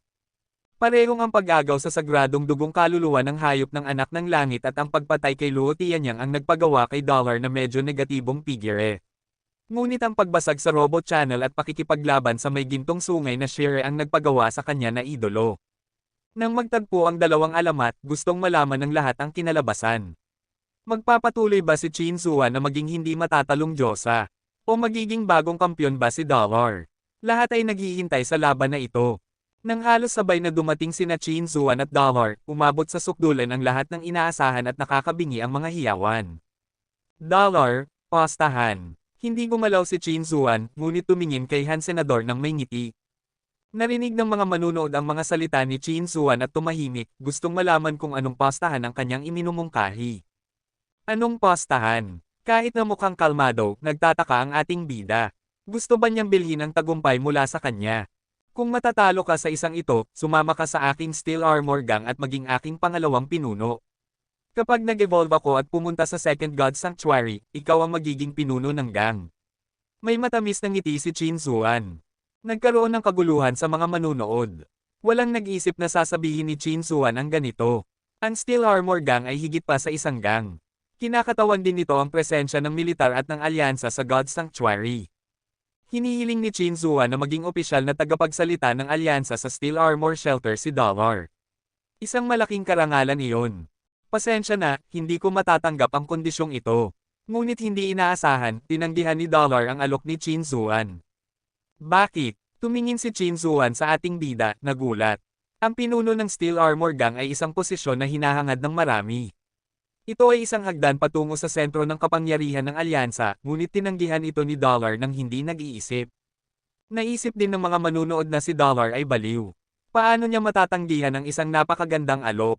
May dalawang dahilan, ngumiti ang ating bida at sinabi. Una, hindi mo ako matatalo. Ang sagot ay nag-iwan ng maraming bahagyang nagulat habang tinanong ni Qin Zuan, ano ang pangalawang dahilan? Mas maaga akong pupunta sa Second God Sanctuary kaysa sa iyo, kaya kahit na pinahahalagahan ko ang iyong kabaitan, hindi ko matatanggap ang iyong alok, kalmadong sabi ng ating bida. Ang kanyang sagot ay mayabang. Gamit ang kanyang gang, mas madali para kay Qin Zuan na makakuha ng mga Geno Point kaysa sa karamihan ng mga tao. Habang nag-iisa si Dollar, sinabi niya na mas maaga siyang mag-evolve kaysa sa kanya. Ngunit walang nakaramdam na nagkakamali si Dollar. Parang lahat ay posible kay Dollar at hindi siya dapat pagdudahan. Ngumiti si Qin Zuan. Well, gusto kong magmungkahi ng ibang bagay. Kung matatalo ka, sabihin mo sa akin kung sino ka talaga. Ang mga salita ni Qin Zuan ay nagdulot ng malakas na hiyawan sa mga upuan. Gustong-gusto ng lahat ng manunood na malaman kung sino si Dollar. Tinanggap ng lahat ang mungkahi ni Qin Zuan. At kung matatalo ka, ngumisi ang ating bida at nagtanong. Maaari ka ring magmungkahi ng isang bagay. Ngumiti, puno ng kumpiyansa si Qin Zuan. Parang hindi siya matatalo. Isang S-Class license sa St. Paul. Ang ating bida ay nahuhumaling sa mga Hyper Geno Arts sa St. Paul, wala siyang pera o lisensya. Deal. Hindi man lang tumingin si Qin Zuan bago siya sumang-ayon, parang wala lang sa kanya ang isang S-Class license. Kung gayon, simulan na natin. Hinugot ng ating bida ang Sherry Kitana. Hindi siya naglakas loob na mag-relax kapag nakikipaglaban kay Qin Zuan na may pinakamaraming Geno Point sa lahat sa shelter. Malamang na 10 sagradong Geno Point na lang ang kulang niya para ma-max out ang lahat. Hindi pa nakikita ng ating bida na ginagamit ni Qin Zuan ang kanyang buong lakas, ngunit naniniwala pa rin siyang may pagkakataon siya. Ang pinakamalaking bentahe ng ating bida ay ang kanyang pag-unawa kay Qin Zuan. Hindi niya maisip na si Dollar ay ang ating bida pala na nakalaban niya ng 1,000,000 beses. Kahit na lagi siyang sinisipa ng huli, marami siyang natutunan sa kanyang mga gawi sa pakikipaglaban. Sa kabilang banda, wala namang alam si Qin Zuan tungkol kay Dollar. Inunat ni Qin Zuan ang kanyang kamay at isang magandang lilang paru-paro ang nagsimulang sumayaw sa kanyang palad na naging isang lilang dagger. Elegante at mahinahon, nakatayo siya doon na parang isang diyosa. Nakita na niya na ginagamit niya ang sagradong dugong nakal-alasong paru-parong dagger na ito minsan, ngunit iyon ay sa Purple Winged Dragon. Hindi gaanong epektibo ang dagger dahil napakalaki ng dragon. Gayunpaman, magkakaiba ito para sa isang tao. Hindi alam ng ating bida kung makakayanan niya ang lason kung sasaksakin siya ng dagger.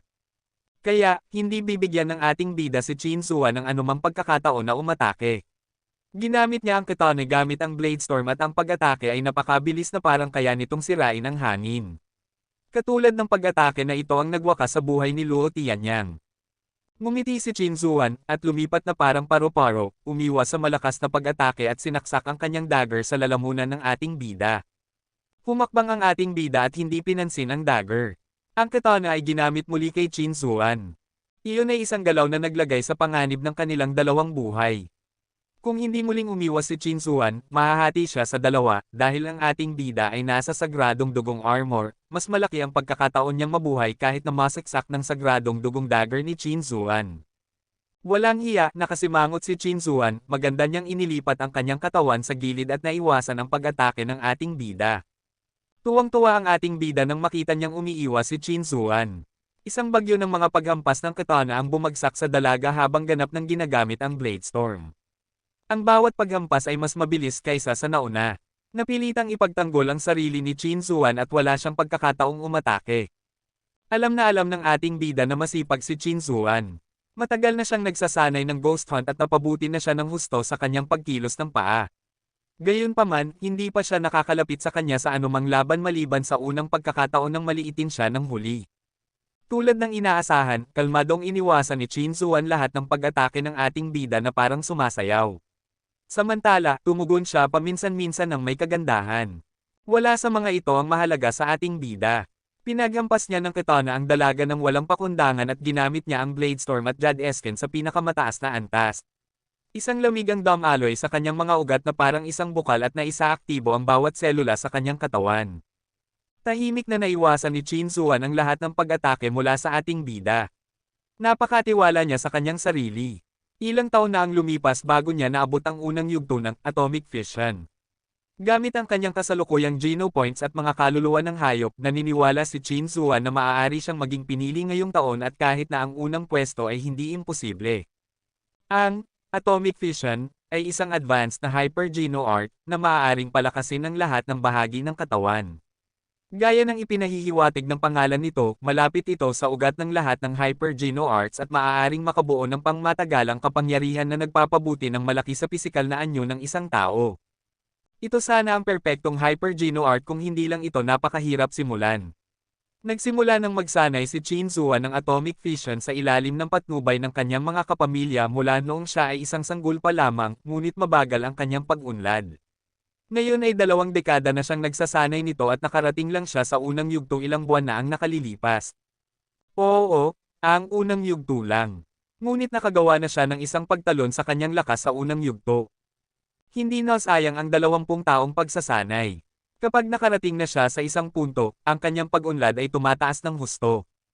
Kahit na ang anak ng langit na nasa parehong antas niya ay madaling natalo sa kanya ngayong taon. Hindi dahil mahina ang anak ng langit, kundi dahil naging masyadong malakas na siya matapos makarating sa unang yugto ng atomic fission. Naniniwala si Chin Zuan na tiyak na makakarating siya sa tuktok ngayong taon at hindi magiging problema si Dollar. Hindi man lang iniisip ni Chin Zuan ang tungkol sa panalo o pagkatalo, kundi kung paano manalo kay Dollar para mas mapabilib siya. Hindi pinansin ni Chin Zuan ang bagyo ng mga talam. Kahit na mukhang malupit ito, hindi siya masasaktan. Naramdaman lang niyang medyo nakakainis dahil ayaw niyang patayin si Dollar. Kung gusto mong magmaneho, hahayaan kitang magmaneho. Hihintayin kita hanggang sa maubos na ang iyong lakas at hindi mo na maigalaw ang iyong braso. Sa oras na iyon, ako ay magiging kalmado pa rin at masisiyahan sa iyong pagkawalang pag-asa. Ngumiti si Chin Zuan at umiwas sa isa pang pag-atake, iniisip, hanggat matatalo ka sa akin sa ganitong paraan, maiisip mong hindi ako matatalo at hindi ka na muling maglakas loob na makipaglaban sa akin. Plano ni Chin Zuan na maubos ang lakas ng ating bida. Ang paraan ng paggamit ng ating bida ng kanyang katana ay mabilis na uubos ng kanyang lakas. Ang bawat paghampas ay naglalabas ng lahat ng kanyang potensyal sa halaga ng kanyang lakas. Para sa atomic fission ni Chin Zuan, ang lakas ay isa sa mga pangunahing lakas nito. Ang isang metapora ay ang isang nuclear power plant ay mas mahusay kaysa sa isang coal-fired power plant. Habang patuloy na umiiwas si Chin Zuan sa mga pag-atake ng ating bida, matyaga niyang hinihintay na maubos ang lakas ng huli. Nag-aapoy ang dugo ng mga manunood. Mabilis at malupit ang katana ng ating bida, at makalangit at elegante ang pagsasayaw ni Chin Zuan. Ang kanilang mga galaw ay napakabilis na naging isang malabo. Ito ay talagang isang magandang laban.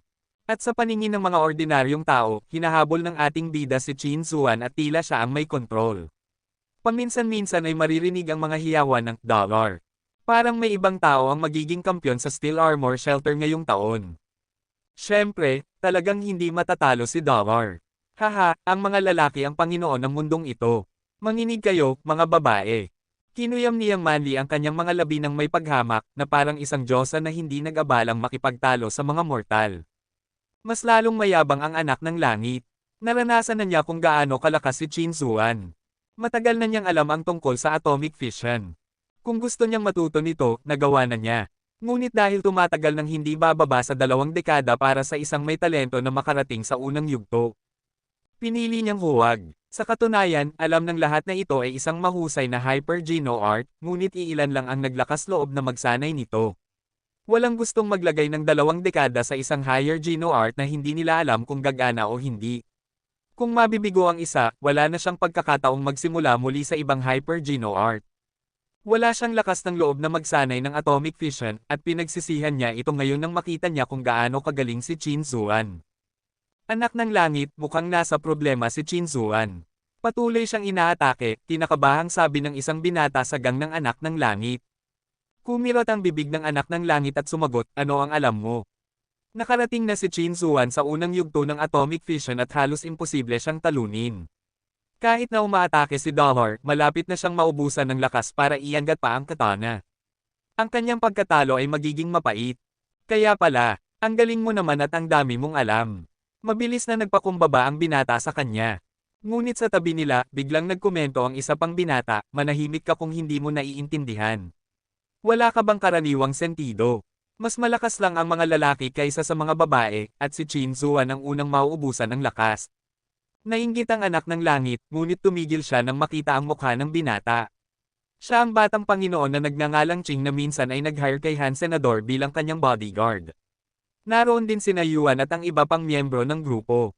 Qing, tumawa ng peke ang anak ng langit at nagpaliwanag, may mga pagkakaiba sa pagitan ng mga lalaki at babae. Ngunit ang mga pagkakaibang iyon ay baliwala. Ang lakas ni Dollar ay mas masahol kaysa kay Qin Zuan na nakarating na sa unang yugto ng atomic fission. Naniniwala ako na sa loob ng kalahating oras, hindi na magagamit ni Dollar ang kanyang katana. Bakit hindi ko makita iyon? Hindi kumbinsido si Qing at sinabi. Sinabi sa akin ng aking ama na ang mga babae ay mas mababa kaysa sa mga lalaki. Alam kong mananalo si Dollar at tiyak na matatalo ang babaeng iyon. Ngumiti ng may kumpiyansa ang anak ng langit. Qing, hindi na kailangang magtalo. Makikita natin kung ano ang mangyayari sa loob ng kalahating oras. Malalaman mo kung sino ang tama sa oras na iyon. Ngunit pagkalipas ng kalahating oras, medyo nanigas ang mukha ng anak ng langit dahil patuloy pa ring malakas na hinahawakan ng ating bida ang katana sa parehong bilis. Anak ng langit, hindi ba sinabi mo na mauubusan ng lakas si Dollar sa loob ng kalahating oras? Sinasabi ko sa iyo na tama ang aking ama. Mas magagaling ang mga lalaki kaysa sa mga babae, mayabang na sabi ni Qing. Nang makita ang madilim na mukha ng anak ng langit, gumiti si Yuan at hindi nagsalita. Talagang nagalit ang anak ng langit.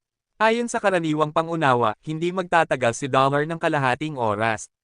Sa ganitong uri ng pag-atake, iilan lang sa First God Sanctuary ang makakaya. Ahem. Mukhang nagsanay si Dollar ng isang espesyal na Hyper Geno Art na nagpapabuti sa kanyang lakas.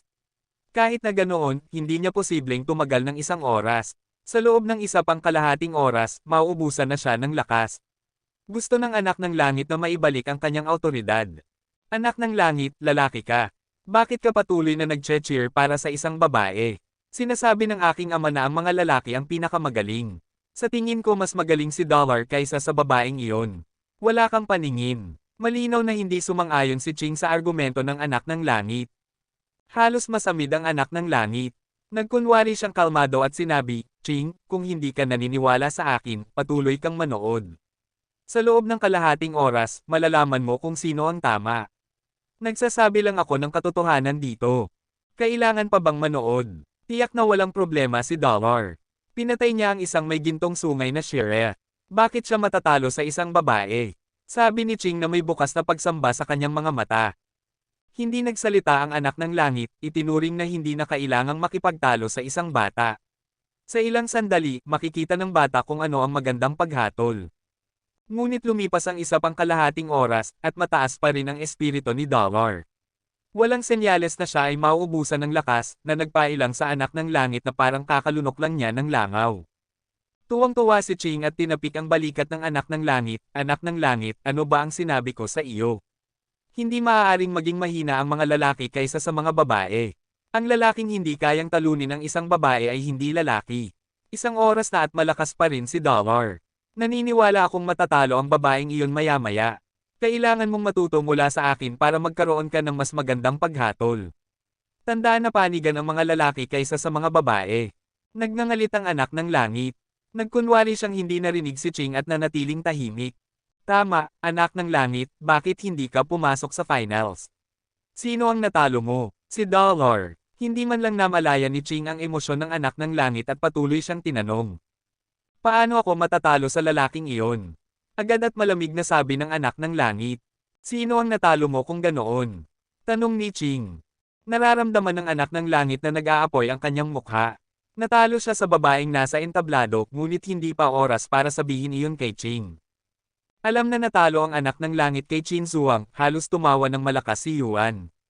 Hinailan niya ang mangas ni Ching at nagtanong, narito ka ba para mag-usap o para manood ng laro? Masaya lang talagang pag-usapan ang laro habang nanonood, sagot ni Ching. Masaya para sa iyo. Halos masunog na ang anak ng langit, naisip ni Yuan habang tumingin sa madilim na mukha ng anak ng langit. Hindi nasisiyahan, nakaramdam ng kakaiba ang anak ng langit. Sobrang lakas ng paghawak ni Dollar sa sandata kaya imposibleng magpatuloy siya ng matagal. Maliban na lang kung nagsanay rin siya ng atomic fission. Bukod sa anak ng langit, nakaramdam din ng kakaiba si Qin Zuan. Sa sobrang bilis ng pag-atake, mas matagal na tumagal si Dollar kaysa sa inaasahan niya, na nagpaalarma at nagulat sa kanya. Sa sobrang lakas ng laban, kahit siya ay nagsimulang makaramdam ng kaunting pagod. Gayunpaman, tila walang nararamdaman si Dollar at patuloy na mabilis na umaatake gamit ang katana, na parang kaya niyang gawin ito magpakailanman, na nagdulot ng kaunting kawalan ng kapangyarihan sa isip ni Qin Zuan. Hindi ako pwedeng magpatuloy ng ganito. Tiyak na nagsanay rin siya ng ilang Hyper Geno Art na nagpapabuti sa kanyang lakas. Siguro ako ang mauubusan ng lakas muna. Kinagat ni Qin Zuan ang kanyang mga ngipin at umiwas sa isa pang pag-atake. Kinuha niya ang kanyang dagger at dalawang kaluluwa ng hayop ang lumitaw sa hangin. Ang isang kaluluwa ng hayop ay ang mutant na gintong leon na lagi niyang ginagamit. Agad siyang nag-shapeshift sa isang kahangahangang gintong leon. At ang isa pang kaluluwa ng hayop ay isang bola ng asul na likido, na bumuo sa leon at ginawang asul ang gintong katawan nito. Lumaki rin ang leon at naging mas malupit ang hitsura nito. Iyon ay sagradong dugong espiritu ng tubig. Nakuha pala ni Qin Zuan ang kaluluwa ng hayop nito. Nagulat ang anak ng langit nang makita iyon. Alam na alam niya kung gaano nakakatakot ang isang sagradong dugong espiritu ng tubig. Maaari itong makipag-ugnayan sa ibang nilalang at gawing sobrang lakas ang nilalang na iyon. Ginawa ni Qin Zuan ang huling pag-atake sa espiritu ng tubig nang hinahabol niya ito kasama ang anak ng langit na hindi alam na nakuha niya ang kaluluwa ng hayop. Parang ang kaluluwa ng hayop ay may parehong kapangyarihan tulad ng nilalang na pinagmulan nito. Sa tulong ng kaluluwa ng hayop na espiritu ng tubig, ang mutant na gintong leon ay naging mas malakas kaysa sa normal na mga nilalang na may sagradong dugo. Kaya't maipapakita na ni Qin Zuan ang buong kapangyarihan ng atomic fission. Nagulat ang anak ng langit. Naging sobrang lakas na ni Qin Zuan. Mukhang maaari siyang makapasok sa top 3 ng mga pinili ngayong taon. Kilalang kilala ng ating bida si Qin Zuan. Tiningnan niya ang ekspresyon ng huli at alam niyang may kakaiba. Bago pa man niya tawagin ang kaluluwa ng hayop na espiritu ng tubig, tinawag niya ang kanyang mga pakpak at lumipad ng mataas. Nagulat ang lahat, pati na rin si Qin Zuan. Sino ba ang mag-iisip na si Dollar na mukhang naglalayong mag-mutual destruction ay lumipad palayo ng mag-shapeshift si Qin Zuan? Hindi alam kung ano ang gagawin ni Qin Zuan na nag-shapeshift. Tiyak na sobrang lakas ng dalawang kaluluwa ng hayop na ito. Kahit na gumamit si Dollar ng isang sagradong dugong kaluluwa ng hayop na nag-shapeshift, kaya niyang talunin siya. Pinili niya ang sandali kung kailan ginagawa ng ating bida ang pinakamalakas na pag-atake para mag-shapeshift para hindi siya makaalis. Wala siyang mga pakpak na may sagradong dugo, kaya gusto niyang matapos ang laban sa lalong madaling panahon. Ang hindi niya naisip ay ang paglipad palayo ni Dollar na humahabol sa kanya ng mas mabilis kaysa sa mga kuneho. Biglang nakaramdam ng kahihiyan si Qin Zuan. Kahit na gaano siya kalakas ngayon, hindi siya marunong lumipad at bilang isang leon, hindi na siya makakagamit ng mga sandata, kaya hindi man lang niya maibato ang mga bagay sa ating bida. Lumilipad sa ere, tinawag ng ating bida ang mutant na sibat na isda at inihagis ito pababa kay Qin Zuan na parang isang mangingisda na gumagamit ng harpoon. Ang leon na naging anyo ni Qin Zuan ay nagabot ng isang kuko at malakas na hinampas ang sibat. Ang sibat na kasing kapal ng braso ay yumuko at tumalbog. Sa kabutihang palad, sapat na ang tigas ng sibat kaya hindi ito nabasag sa ilalim ng kanyang kuko. Binalik ng ating bida ang kanyang mutant na sibat na isda at pinanood siya mula sa itaas, hindi na balak umatake muli o lumapag. Biglang naunawaan ng lahat na sinusubukan ni Dollar na ubusin ang oras ng pagbabagong anyo ni Qin Zuan. Ang mga kaluluwa ng hayop na nagbabagong anyo ay nangangailangan ng maraming enerhiya upang magamit. Kahit si Qin Zuan ay hindi makakapagtagal ng ganoon katagal o masasaktan ang kanyang katawan. Napakawalang hiya. Lalaki ka ba talaga? Ano bang alam mo? Taktika lang yan. Kung kaya rin niyang lumipad, edi sana mas maganda. Biglang nagkagulo sa mga bleachers. Ang ilan ay sumusuporta kay Dollar at ang ilan naman ay kay Qin Zuan. Hindi maabot ni Qin Zuan ang ating bida. Mabilis niyang binawi ang kaluluwa ng hayop na nagbabagong anyo. Ngunit nang gawin niya iyon, lumipad pababa ang ating bida at sinugod siya ng kanyang katana. Nakaharap na si Qin Zuan sa maraming malalakas na kalaban, ngunit hindi pa siya nakaranas ng ganitong kalungkutan. Kapag nagbabagong anyo siya, agad nalilipad ang ating bida sa langit. Kapag bumalik siya sa kanyang tunay na anyo, susugod naman ang ating bida pababa. Nagmukmok siya dahil hindi niya magamit ang kanyang sariling lakas. Haha, ang galing lang ni Dollar. Naglalaban siya parang gerilya. Binubuli niya siya. Halos umiyak na si Qin Zuan. Walang hiyang basura. Paano ba naman magiging ganito kawalang hiya ang isang lalaki?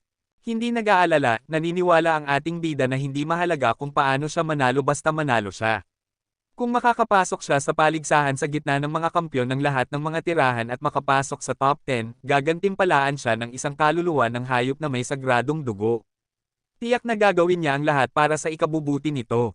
Hindi inaasahan ni Qin Zuan na bababa ng ganito si Dollar para hindi niya magamit ang kanyang kapangyarihan. Ngayon, natutuwa lang siya na hindi pala arko si Dollar o mas magiging miserable siya. Dollar, ikaw ay isang marangal na lalaki. Nangahas ka bang makipaglaban sa akin ng harapan?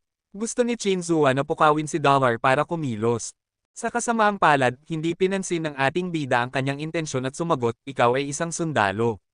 Hindi mo ba naiintindihan na ang tagumpay lang ang mahalaga? Kahit na hayaan kitang manalo ngayon, paano kung makaharap ka ng mga kampyon ng ibang mga tirahan na marunong lumipad? Inaasahan mo bang hikayatin silang iwanan din ang kanilang kakayahang lumipad? Tumigil si Qin Zuan at ang mga taong nag-akusa kay Han Senador na walang hiya ay nagbabari ng kanilang mga boses. Sa katunayan, dapat sana nilang naisip ito. Higit sa isang tao ang marunong lumipad sa mga pinili noon. Ang kawalan ng kakayahang lumipad ay isang kahinaan ni Qin Zuan at kahit na manalo siya ngayon, maaaring piliin pa rin ng iba na samantalahin iyon sa hinaharap. Maraming taong sumusuporta kay Qin Zuan ang nanahimik. Ngumiti ng mapait si Qin Zuan. Well, sumuko na ako. Hindi na natin kailangang magpatuloy. Alam ni Qin Zuan na mayroon siyang ganitong nakamamatay na kahinaan, ngunit hindi niya inisip na magiging ganito kawalang hiya si Dollar para gamitin iyon sa kanyang kalamangan. Ngayon na wala na siyang paraan para manalo, pinili niyang sumuko sa halip na manatili sa nakakahiyang laban na ito. Pinagsisihan ngayon ni Qin Zuan na hindi siya nagsikap sa pag-araro. O kaya ay nagamit niya ang isang advanced na pana at palason ng kaluluwa ng hayop para talunin si Dollar. Maaari mong kunin ang S-Class license ng Saint Hall sa Steel Armor Gang. Sabi ni Qin Zuan at umalis sa Martial Ring na nagpalagay sa ating bida bilang kampyon ng Steel Armor Shelter ngayong taon. Napaka-kontrobersyal ng tagumpay ni Dollar. Maraming tao ang nag-isip na hindi ito karapat-dapat. Ngunit hindi pinansin ng ating bida ang kanyang reputasyon basta manalo siya ng kaluluwa ng hayop na may sagradong dugo na ibinibigay sa mga pinili. Umalis si Qin Zuan ng maayos, ngunit inihanda rin niya ang ating bida. Kung pupunta siya para kunin ang S-Class license sa Steel Armor Gang, maaaring handa siyang salakayin siya. Kilalang kilala ng ating bida ang huli kaya hindi niya nagawang kunin ang license sa ilalim ng kanyang ilong dahil alam niyang tiyak na galit siya sa kanya. Opisyal nang natapos ang paligsahan sa Steel Armor Shelter. Ang top 100 ay nasa Martial Steel sa Martial Ring. Ang unang pangalan doon ay Dollar. Umaasa ang ating bida na walang tatawag sa kanya ng Doll muli. Gayunpaman, marami pa rin ang gumagawa.